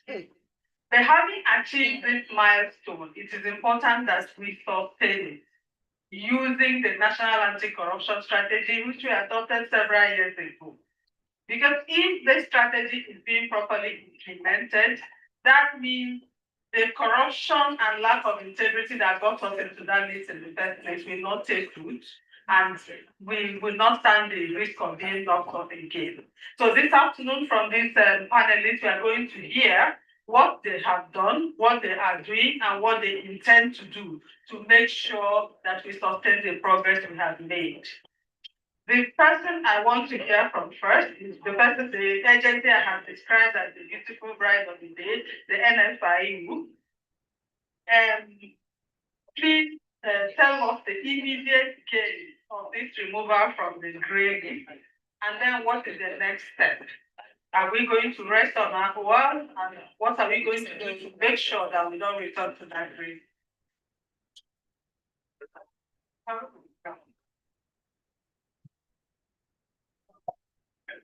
All right, thank you very much, and good afternoon to everyone, and thank you very much for your patience staying to this panel.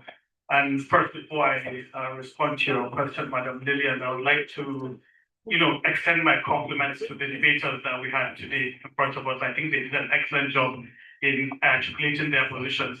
But from the perspective of the panel and from my perspective, before the judges declare their result, I would like to declare a draw. And I think both of them did an excellent job implementing.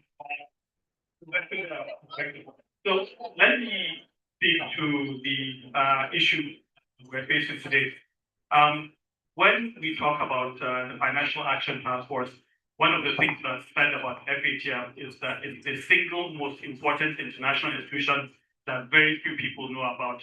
So everyone knows about the United Nations, everyone knows about the World Bank, but the FATF is very important in that it sets the rules for how the international community organizes its financial transactions, right? So when you are placed on the FATF list of jurisdictions under monitoring, which is the grey list, what it says to the international community is that your country has refused to implement measures to prevent corruption, to prevent serious crimes, whether it's fraud or other crimes. So for anyone that wants to do a transaction internationally, whether you are using your card to buy on Amazon or to subscribe to Apple Music or to other things, when the international community sees that transaction coming from Nigeria, they say, oh, hold on. This transaction is coming from a high-risk jurisdiction. This transaction is maybe something that we don't want to engage in. So you travel out of the country, you try to use your ATM card, and the machine pushes the card to you and says, no, we're not going to take this transaction. So it is very, very important that we make all efforts to get off this grey list as it was. And it was thanks to the action of not just the FIU, we've been called the Beautiful Bride, but all the agencies, the EFCC, CBI, and ICPC, that implemented strong reforms to get us off that grey list. But the question then is that it? Are we off the grey list? Can we relax, sit back, business as usual? No, absolutely not. All that getting off the grey list says is the international community believes that you have the political will to reform your system, that you're on a positive trajectory, but it doesn't mean that you have addressed all the problems you have in your country, which is why it is very important from our perspective on the side of the public sector and from the side of the NFIU to look at what measures we can do to continue to sustain those reforms that were put in place over the last 24 months.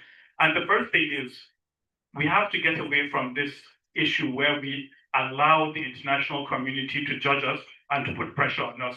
We have to be able to assess ourselves, to look at the measures we have in our country across our institutions, and to identify where are we doing well and where are we not doing well. This is the first thing.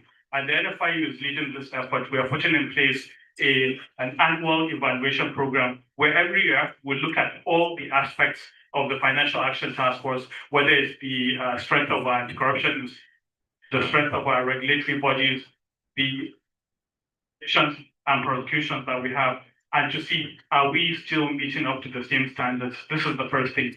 Then the second thing, which comes to this issue of trust that we've talked about, is I think we have to get much, much better from the public side at speaking to our partners in civil society, in the media, and across the population, and really talking about all the good things that we have done. So it's not a picture that is all negative. There are a lot of positive things that are being done. For instance, we've talked about the beneficial ownership reforms. We've talked about the tax reforms. We've talked about all the strengthening of the law enforcement and security agencies that is going on. But sometimes these things happen in a vacuum and we're not really talking to the public about how these measures are contributing to making Nigeria much safer and protecting the integrity of our financial institutions, which is why, again, the NFIU is working with all the agencies to improve our communication and to improve how we more positive story about the work that we're doing. And then the third thing, which I think is very important, which has been talked about in the previous panel, is to continue to work together across all the agencies. So it's not just about the NFIU doing what it needs to do, but it's the NFIU working together with the EFCC, the ICPC, the CCB, to make sure that everything that we're doing is working towards a common goal. So there's no point the NFIU looking at these suspicious transactions and then just keeping them. We have to make sure we're sharing that information with the EFCC. The EFCC is carrying out investigations. It's taking these matters to court, and the courts are also doing their work and ensuring that we prosecute and convict these people that are ultimately doing these bad things, these corrupt activities. And which takes me to my final point. Ultimately, if we are going to tackle corruption and we're going to tackle serious crime in Nigeria, we have to send a very strong signal. And the most effective signal that we can send is, if you are corrupt, you will be caught, you will be convicted, and those monies that you think you have stolen will be collected back from you, and you will not have the benefit of them. And this ultimately is the most effective strategy to fighting crime, is making sure that those who may want to engage in corruption know that there is a significant risk that they will not be able to benefit from the proceeds of these illicit crimes. So this, again, is what we're doing collectively to address and make sure that we sustain the progress we've made. Thank you very much. Thank you very much, Mr. Ahmed. We deliberately gave the beautiful bride more time so that they can elaborate. So for the rest of the panelists, please 2 minutes each. The next speaker I'm going to call on now is Mrs. Nebo from the Federal Ministry of Justice.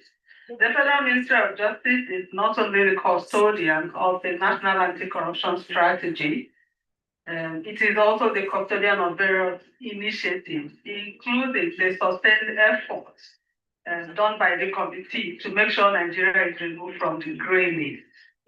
My question to you this afternoon is, how do we ensure sustained progress in all the elements that we have to deal with? And in particular, what promise are you making to the youth here this afternoon that we will not return to the grey list?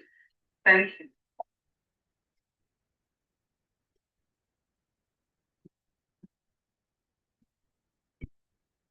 Thank you very much, Madam Lillian, for giving me the floor. May I also stand on already established protocol? To your question, yes, the Federal Ministry of Justice has been very active in the efforts that were made to exit Nigeria from the grey list. And we have, even in more recent times, as we celebrate the successes of this exit, we have been talking about the sustainability measures. How do we ensure that this exit stays on? And just like the chief of staff from NFIU just said, making sure that we don't exit and relax. It is very important that we exit and not wait for FATF to come and tell us again, or some international partner to come and tell us to what we are not doing right. So first of all, what is very encouraging is the political will that we have, the fact that the bosses are at that very high level are willing to cooperate and make sure that this happens. We are leveraging on that. We are also leveraging on the use of technology to ensure that what we do is also inclusive of technology, because it makes responses faster in what we do. And we also consider the fact that the issue of for instance, the AML-CFT, as you may have heard, has to do with anti-money laundering and counter-financing of terrorism. So the issue of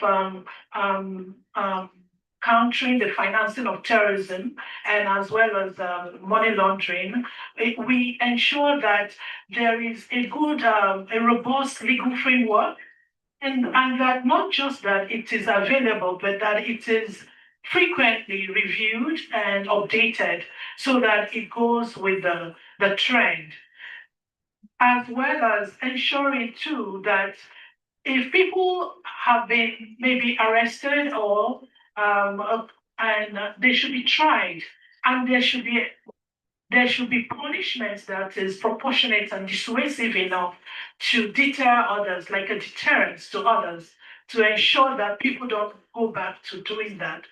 There are other ways that the Federal Ministry of Justice assists to, as the Attorney General already said earlier in the morning, that as a Chief Law Officer, he has a role to play.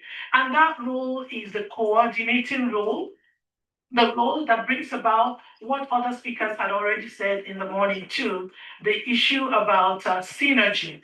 about having everyone who are stakeholders in this whole efforts working together as one and not working in silos. This is not a time for us to, begin to hold on to turfs and hold on to our several institutions or agencies. This is the time to come together in the name of the country. And that brings me also to some aspects which I was discussing with my colleague, the chief, and said to him that we lack patriotism.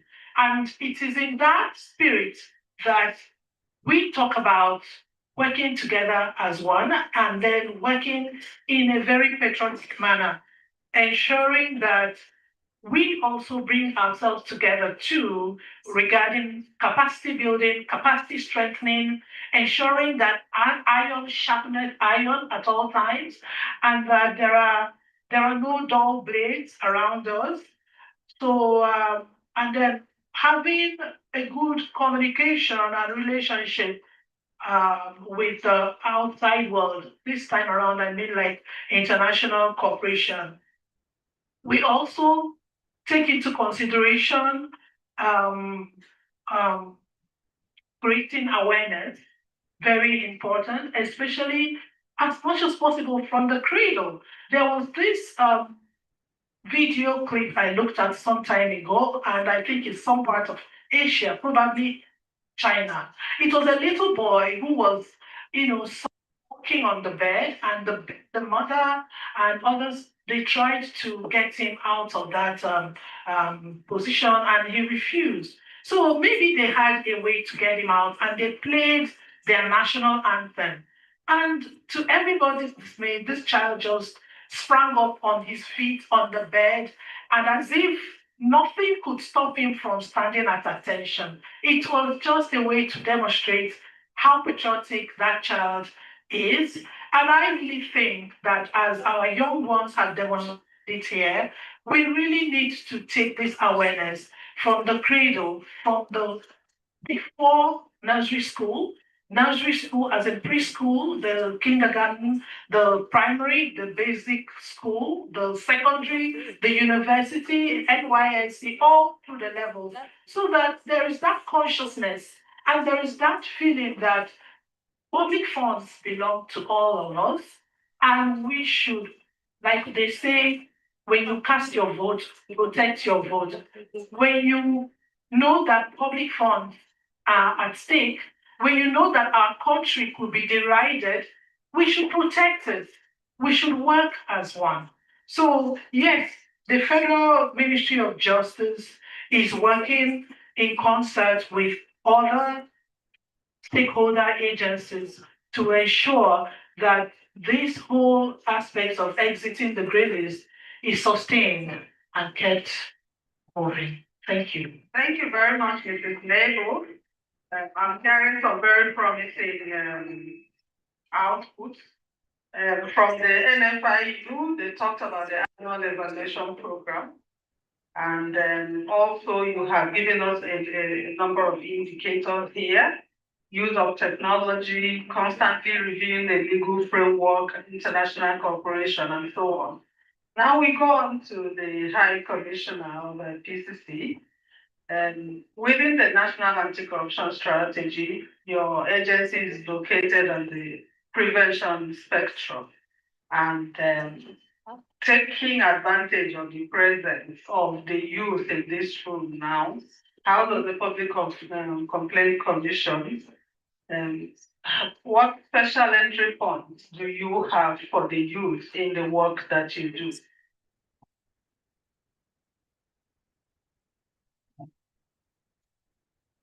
Thank you so much, Madam Moderator, my colleagues on the high table, the general public, and especially our children. Good afternoon. I think one of the measures the Public Complaints Commission is taken to ensure the growth of our youth is leading by example. And I stand here to say that out of all the invited guests, I was the first to be here.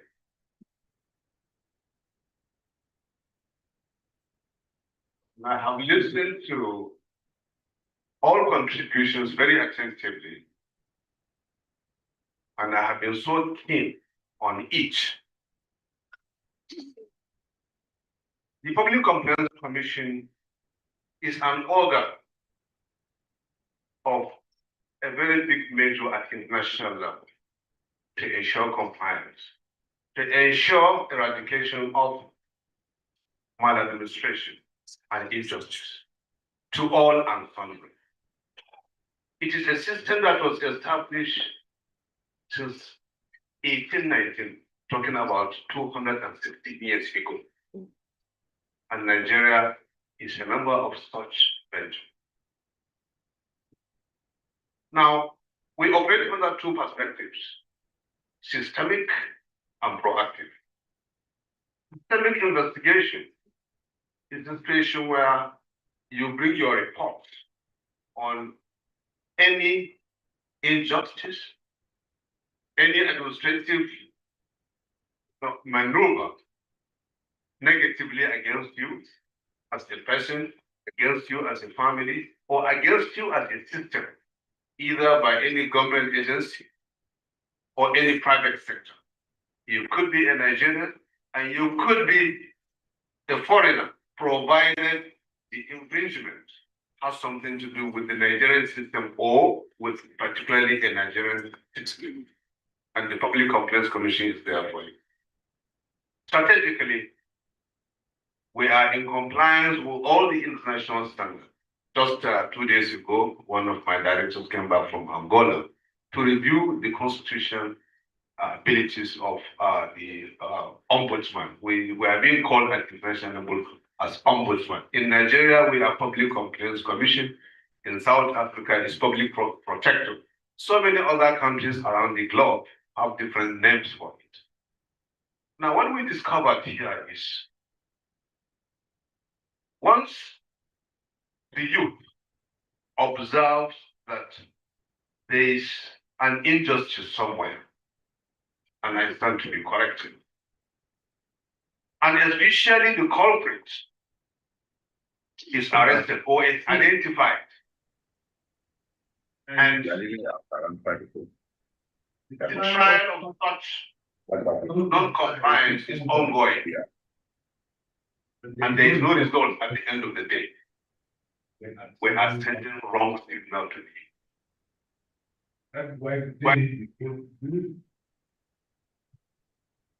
because the public places, you have many young Samaritan, what do you want to become? I don't know what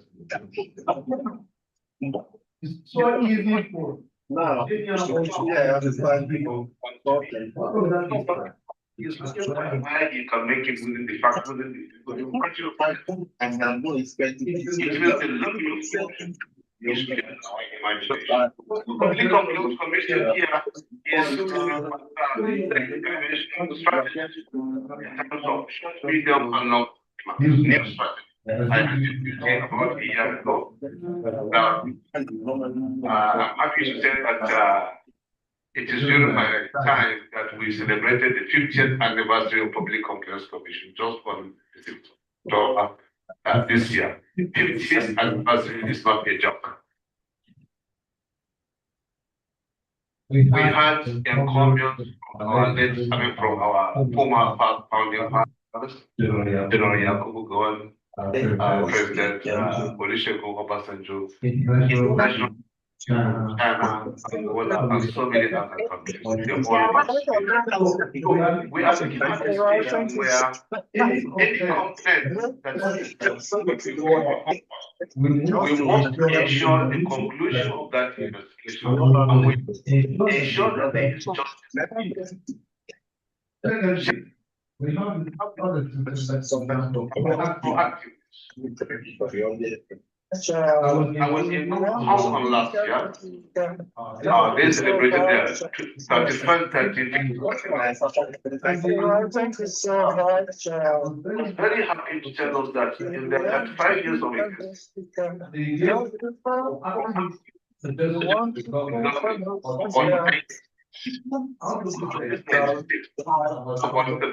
the government have adopted or they have worked on it. And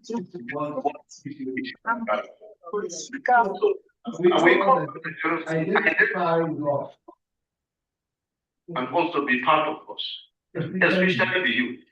Once you lead by example, it means success is now watch. And we have a lot of issues where people partake. For instance, how many of our youth today can see 1,000 naira notes on the floor and start looking for the owner? How many? This goes to mean that the problem with regards to upbringing, it means we the parents, we have a lot to do in mentoring. PCC, part of our proactiveness, is to ensure wide publicity, electronic reforms, billboards, using our musicians, and so on and so forth. All channels of communication, print and electronic, live music, musicians. Very soon we are going to embark. And I'm happy to tell you that in the 15 years of PCC, honestly, the current regime under the presidency of Senator Bola Ahmed Tinubu and the National Assembly is giving the best support that PCC has ever received in the existence of the organization.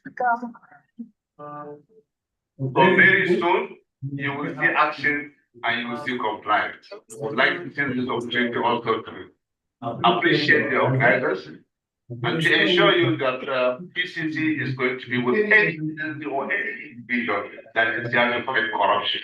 Thank you so much. Thank you very much, sir. You have pointed out to us the importance of leading by example, as well as what you're doing in ethical reorientation of society. Ethical reorientation is actually a pillar of the National Anti-Corruption Strategy. Now I'll get to Dr. Umar Yakubu. With the work you have done with your organization, can you share with us the role of monitoring and data transparency in implementing the national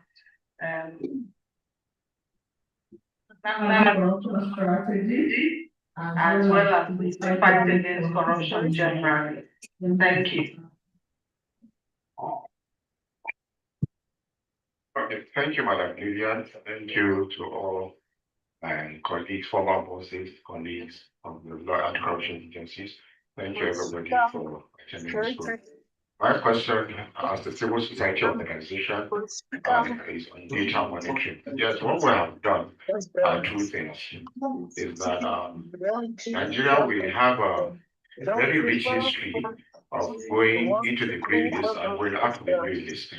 Because, coming out is not easy. The NFI will tell you it's actually not easy. There's a lot of work to be done.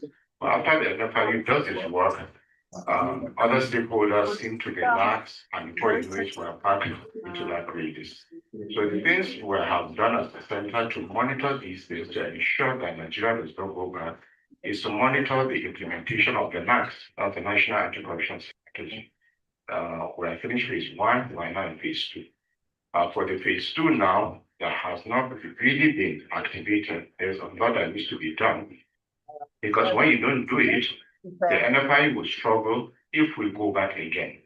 Because the problem is, what the FATF does is they look at anti-money laundering and combating the financial terrorism. But Below that, there are what they call predicate offenses to these issues, and there are about 27, if I'm correct, and so sorry. Public sector corruption is there, fraud is there, terrorism, kidnapping, banditry, all the predicate offenses are there. Now, if you don't address this little nitty-gritty 27 issues, and they're very broad and deep, is you will now go back to that gray list again. So coming out of the gray list is like a 100-meter dash. But to sustain sustainability, because those enablers need to be taken care of. So yes, the NACS needs to be properly activated to take care of several pillars, especially prevention, because that's where it will affect the FATF, so prevention. Ethical rehabilitation, yes, too, it will affect.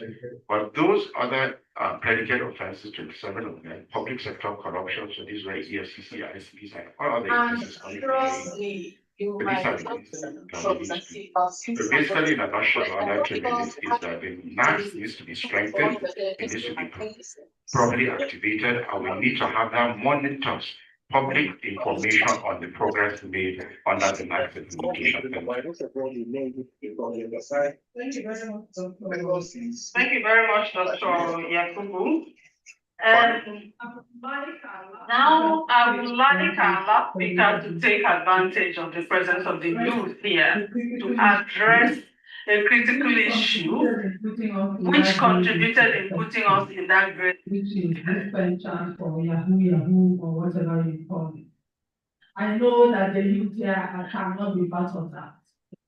So I know the ones sitting in this room can never be part of that Yahoo. But there are still some out there who practice such things. Now, from the EFCC, Mr. Usagi, can you tell us how do we prevent backsliding by addressing the issue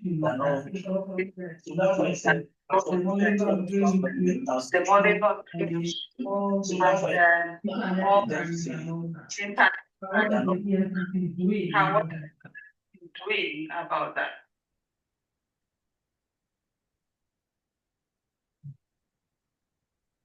Thank you very much.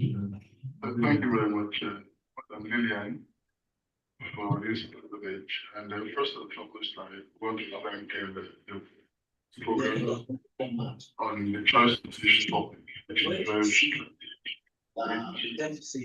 to Nigeria's sustenance of the games as military. Trying to get out of the grave. So that's why I say indeed it was a task. Very humongous task. Just like all of the speakers. It's very easy to slip into the world. Very difficult to come out of it as well. The EFCC is a very strategic organization, strategic agency. The fight against economic intervention, which money laundering and terrorist financing are also entertainment.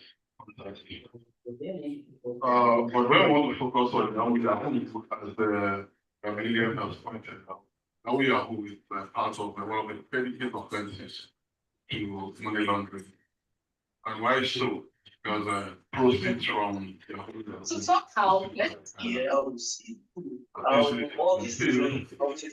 the concealment of proceeds of illegal activities, just like we are, is what is better as money laundering. And just like other speakers have said, the FATF is a standard which you can take care of address the issues of the money laundering. Because when you allow money laundering to persist, it affects the global financial system. You may think it's a very small thing that's happening in your country, but you don't know this particular through global financial system. And that's why countries are very particular about fighting scourge. Traditionally, like I have said, the EFCC played a fundamental and critical role in taking away Nigeria from the grey list. How did they do that?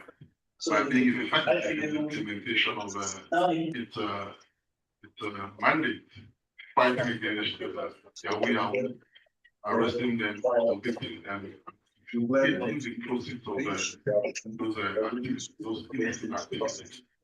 So interesting to note that in 2023, up to when the WTF visitors came in for the on-site evaluation, mutual evaluation, Nigeria had, the EFCC had recorded more than 4,000 convictions. It shows you how prevalent the offense of Yahoo is. 4,000 convictions. So I'm not saying that the entire convictions are just on Yahoo, but majority, or let me say 90% of those convictions were from Yahoo or advanced reform, which is a romantic scams, as they call it. So what I'll say to the youth now is that you may win, you may get benefit of committing the offense of advanced reform, romantic scams, Yahoo, 419, as they call it. But at the end of the day, the proceeds are taken away from them. Because also the EFCC has recovered almost more than $1 trillion in various courts, also for this year. And these are the things that have also given the industry to Nigeria greatness.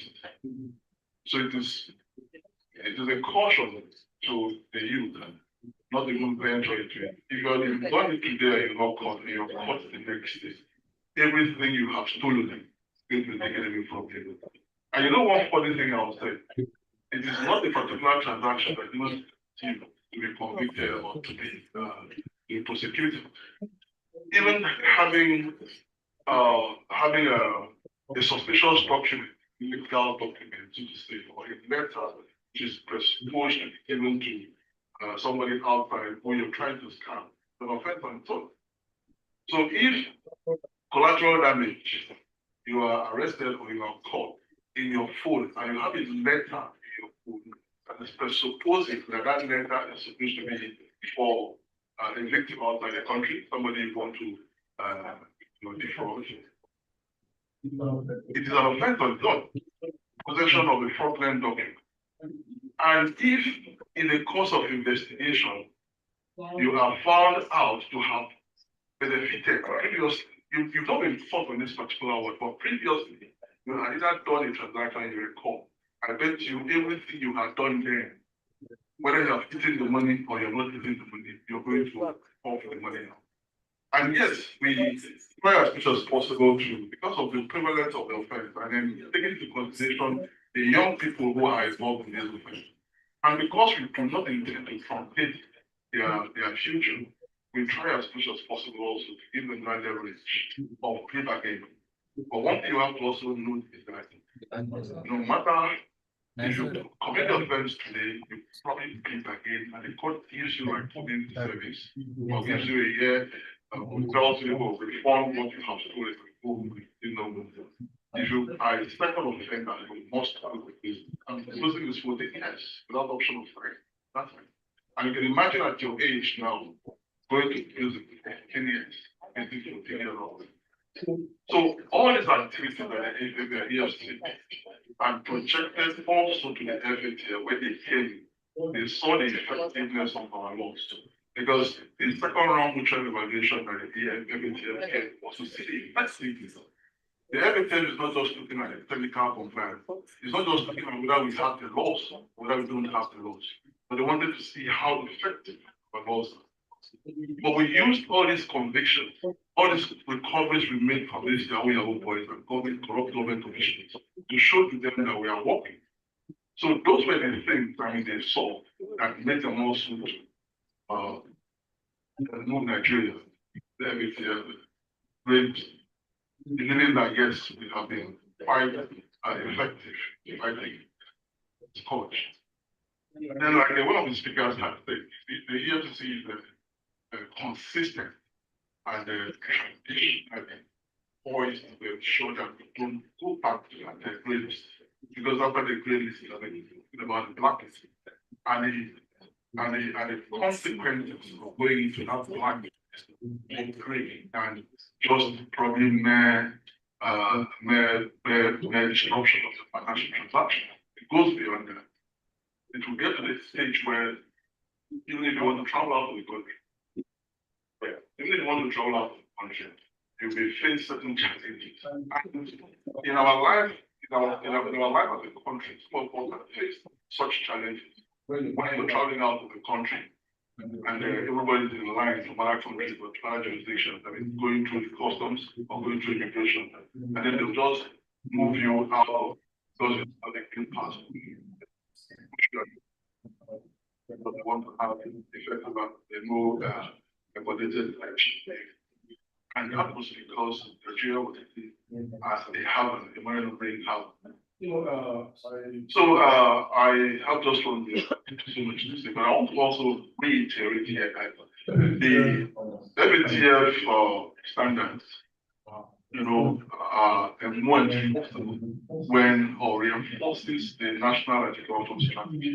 So these two items have to work side by side to also have effective systems. And I want to also beg us that we should strive as much as possible not to allow ourselves to go back into that blacklist. And just like the friend here had said, that we have gone into it in and out. Is it a crime for us to just get out of it completely and leave? But then coordination, integrity, cooperation amongst the entities and agencies is very, very key. Training also is also very, very important. Thank you very much. We are all teaching to know the debate. By popular demand, we are just going to take two questions. One from each side, one man, one woman. The creator created man and woman. So if you want to ask the panelists, they have been very elaborate to describe what is to be done and what has been, what is doing. But if you want to have a question, please raise your hand. The gentleman, oh, I said one man, one woman. I have identified one. And does the lady want to ask a question? No lady. Okay, we can have a second gentleman.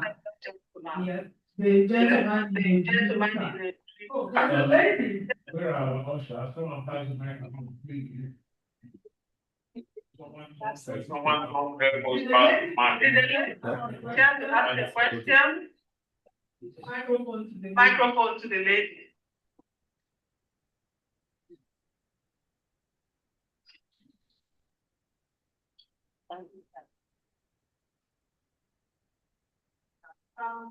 First of all, let me start with greeting. Good morning, good afternoon, all my adults and my general students.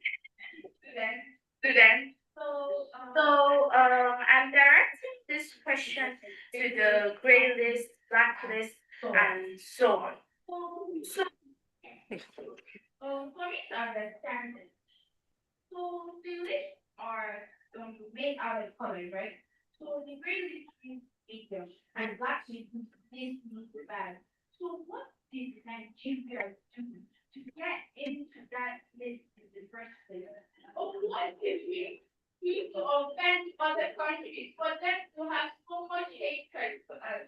Please, I need an explanation and not to let come of our computer.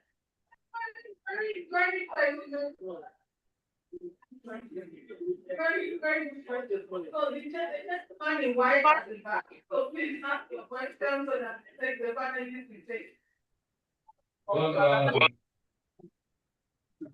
Let me align with the program, please. Mine is actually comment regarding the previous platform that deliberated panel. It's not really about transparency or the numbers that the revenue generation agency are generating from Nigerians or taxpayers' money. One of the most critical issues is the accreditation. You see, people that Nigerians are entrusted with their funds need to actually show them that they know the impact or they feel the impact of the problems they are faced with.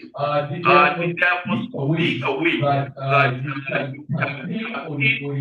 get people People go to hospitals abroad when our hospitals are bad. They take their children to school abroad when our hospitals are bad. They drive SUVs when our roads are bad. So the one thing that comes in Nigerian mindset when he sees SUV passing by and is in one small car, feeling the impact of gallons on the road is money. So we need to change that orientation. And secondly, to the EFCC, the issue of their minutes is on the increase. I said that I made this statement in an event that you organized in Kaduna. You see, if Yahoo is glorified to the youth, that is the one way to make money in a day. You need to also glorify kids. You need to normalize this what they call a framework for national state qualification framework by NDC. Obviously, the NDC gets less than 1 billion budget, and they have framework that our youth can obtain standard certification, and they go abroad. Clubbers, tailors that we have, tailors, we are importing those people. So I think the EFCC, the ICC, do more. Thank you. And since yours was just a commentary, the gentleman in cap that has been, if yours is the question, please can you ask it in 30 seconds? Thank you very much. My question goes to the Ministry of Justice. One of the challenges the youth are facing now is weakness in confidence, especially when reporting corruption cases. So my question goes like this: how is the ministry going to strengthen collaboration with the Public Commission, being the citizens ombudsman, so that they will have this confidence when reporting such cases without fear of victimization? Because the Public Complaint Commission has the referrals mandate in its act. And then, so when such cases are being reported, we have that referral power to send it to the relevant agency. Thank you. Very much. I shall now give the panelists, starting with NFI, opportunity to respond to the question.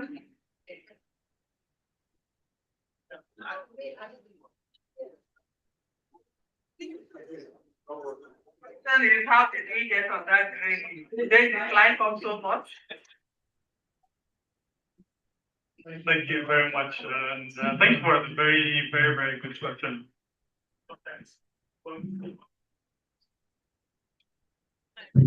When we speak on this panel, we can be a bit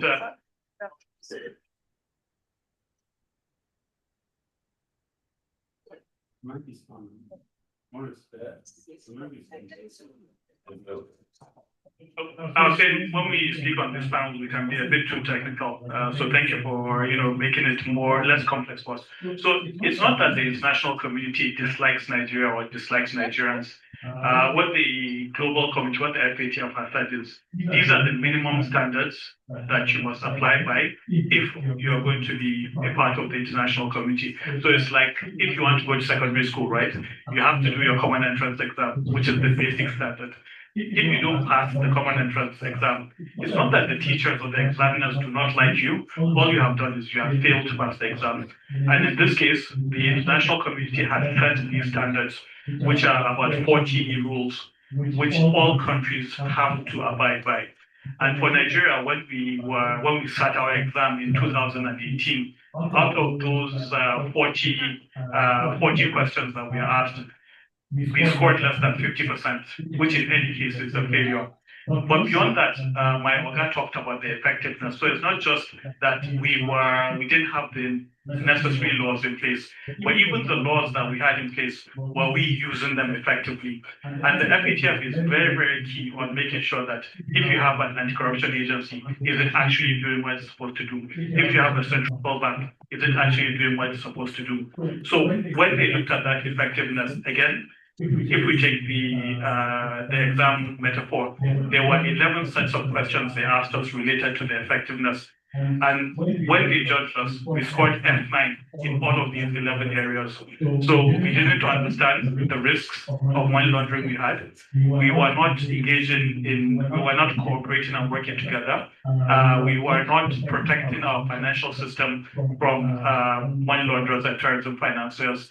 So these are the reasons why we got onto that grey list, because really we needed to do quite a lot of work, and it was an eye-opener for us, which made us sit down and really look at what we needed to do to strengthen the laws and to make sure that we're all working together effectively.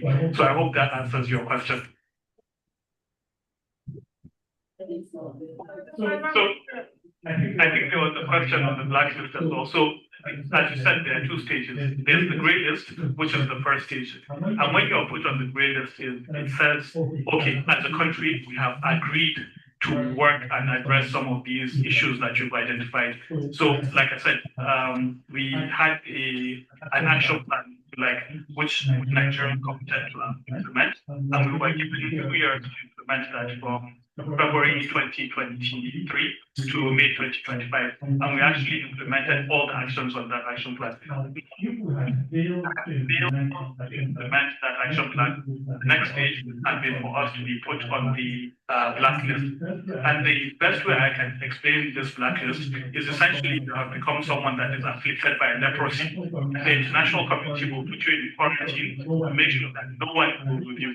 And this is one of the reasons why we had to put in all the efforts to get on that list. Thank you very much.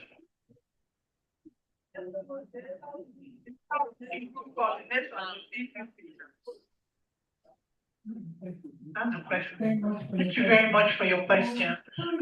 Sorry, thank you also to the young lady, the student. Something crossed my mind while he was responding to your question. And I was going to say that the grade list looks like you didn't do well at school, what you do.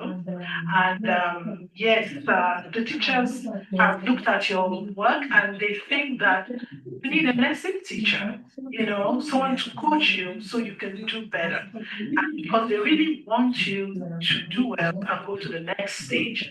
So they put together lesson teachers and programs and all stuff to help you improve your skills and be more effective and be a better student. So eventually you join your classmates. So that list is like you dropped out of school. So just my little contribution to that. Then I want to respond to the question that was raised by the man in the blue cap. The question, correct me if I'm wrong, but the question appears to wonder around reporting of corruption cases. Okay, can you the Public Complaints Commission? It appears to me that there's a little bit out there because the Public Complaints Commission, to the best of my knowledge, will not receive corruption cases for reporting. But they do receive cases. Now, the boss is here, and I'm sure you'll get the mic to speak to that.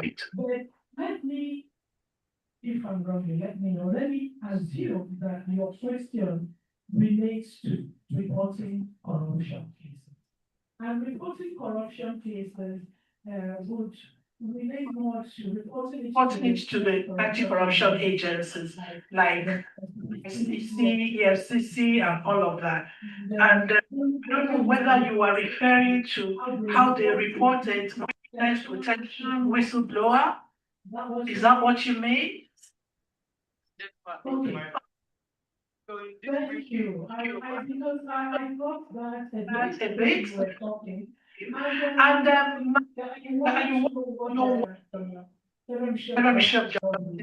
okay, first of all, sorry, time. Okay, first of all, the Ministry of Justice works in collaboration with the other agencies, ICBC, EFCC, and that will receive this kind of report. Protect the witness from victimization. And in this case, it means that if you have valuable information to bring, you are going to be protected from bringing it. There are procedures for doing that, and that they will put you through those procedures to ensure that going forward, you are not victimized by those who are affected by the information that you bring. I don't think I have to be more.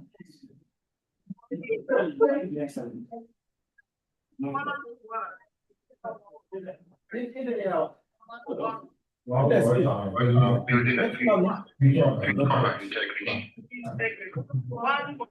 Effectiveness. Agency relation. Collaboration. Use one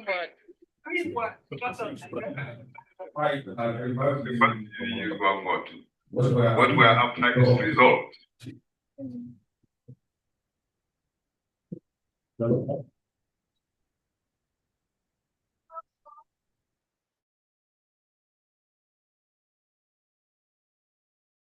Thank you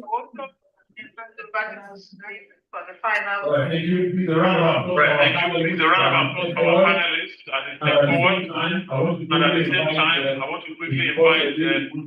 Boseli Oguntugar for the well-anticipated results of our debate, and of course for the closing remarks. Madam. Thank you, sir. We are moving to the last stage. But I would just like to make a very little comment about our students debating where we have girls. I think we have to emphasize that please debaters must be made. You know, we try to they have their own choice to choose. But I think next time you will write and say, please, we want to make things. Thank you. I want to use this opportunity to thank all directors from the IEC, the General, the we appreciate you, we say thank you for coming. Now we move quickly to the results. We want to strongly thank our panel of judges, Mrs. Chizoba Onyemena, Mrs. Amaka Nwase, who are Chief Caspian, for the rigorous calculations and to ensure, because the competition was very, very high. We see children speaking. We don't have any loser here, so that we just need to announce a school to be the winner. Now we give class to the participating school, all the schools that participated. That's just as I said, this journey started in November 2025. Please, can we call on Footprint School Guaripa and one Dr. Fawale DA from a director from the Office of the Auditor General to do a presentation. Yes. Footprint Guaripa, please. 2 students from Footprint Guaripa come and have. Okay. After Footprint, we want to have Federal Science Technical College for Rosso. And Barrister John, the director of the NJDA. Now, Dr. Fawale will do the presentation to Footprint School Guaripa.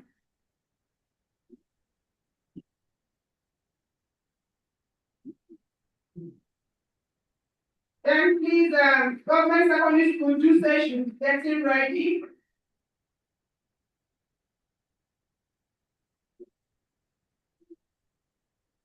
We want to sincerely thank all the teachers for their time and effort in grooming the students. Thank you, Dr. Fawale.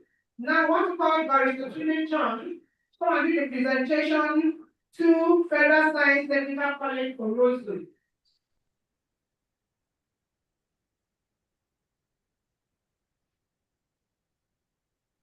We want to have Mr. Comfort Abua, the National President for National Council for Women Societies, to do the presentation to Government Secondary School Dutse.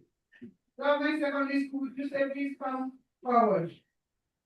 We also want to have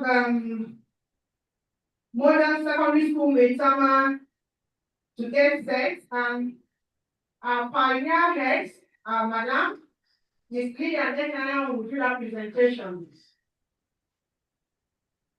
Ms. Comfort, she is doing the presentation now. Thank you, madam. Modern Secondary School, Maitama, please come forward. And Ms. Leah Tekana will do that presentation for us. Thank you, ma'am. She's the pioneer head of Sugar. She groomed all of us. Thank you very much, ma'am.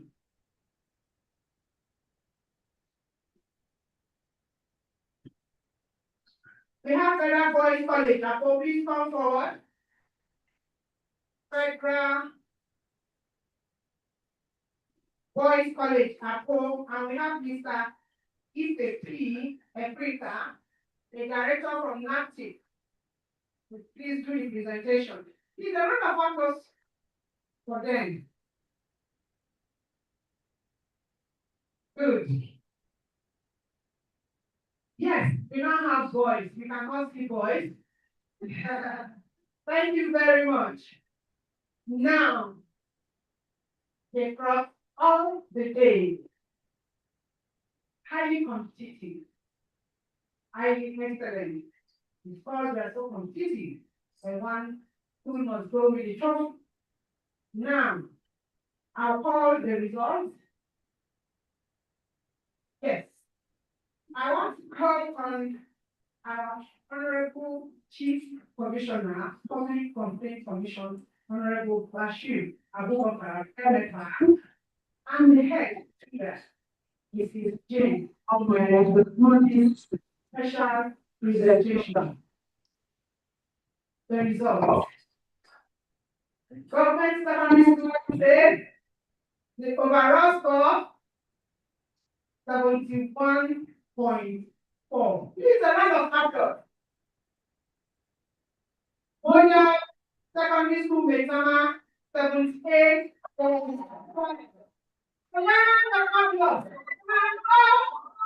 Stand up for the champion, for the champion. Stand up, stand up. For the champion, stand up. The camera, no, no, they only. Come out. Our two speakers, come out. Come out. Our Honorable Commissioner is waiting. Oh, I'm fine. Answer another question. Thank you. That one will take you. You all did well. The two schools did very well. That one will take you to the end. We all witnessed it. Congratulations to Modern Secondary School, Maitama. There is the winner of the competition 2025 school debate, organized by the interagency. Thank you. Now, in our last segment, everyone is a winner. We want to appreciate you all. We appreciate your presence. We appreciate your patience. We appreciate everything you do. All of our agencies. We appreciate your schools. We appreciate peace. We want to sit down so that we send you the food inside the hall. Inside the hall. Now, for the schools, we have gifts. We will come to your schools to deliver the gifts. We have gifts from the interagency task team, made up of 22 agents. Please, for your refreshment, it will be better and more food for us to reach the refreshment inside. Please don't go. But it's not talking. Thank you, everyone. I wish you all a very good session. Thank you. All right. To appreciate you, all the directors, from the office of the AG, from the directors of the directors of the and the directors. I want to appreciate you that. And again, appreciate for your efforts from everything together. We wish you all safety and see you next year on the next anti-corruption day. Have one. Bye-bye. Mr. DJ.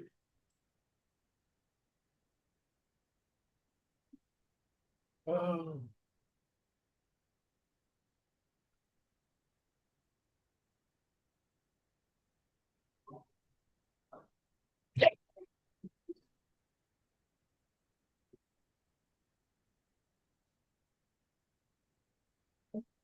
No.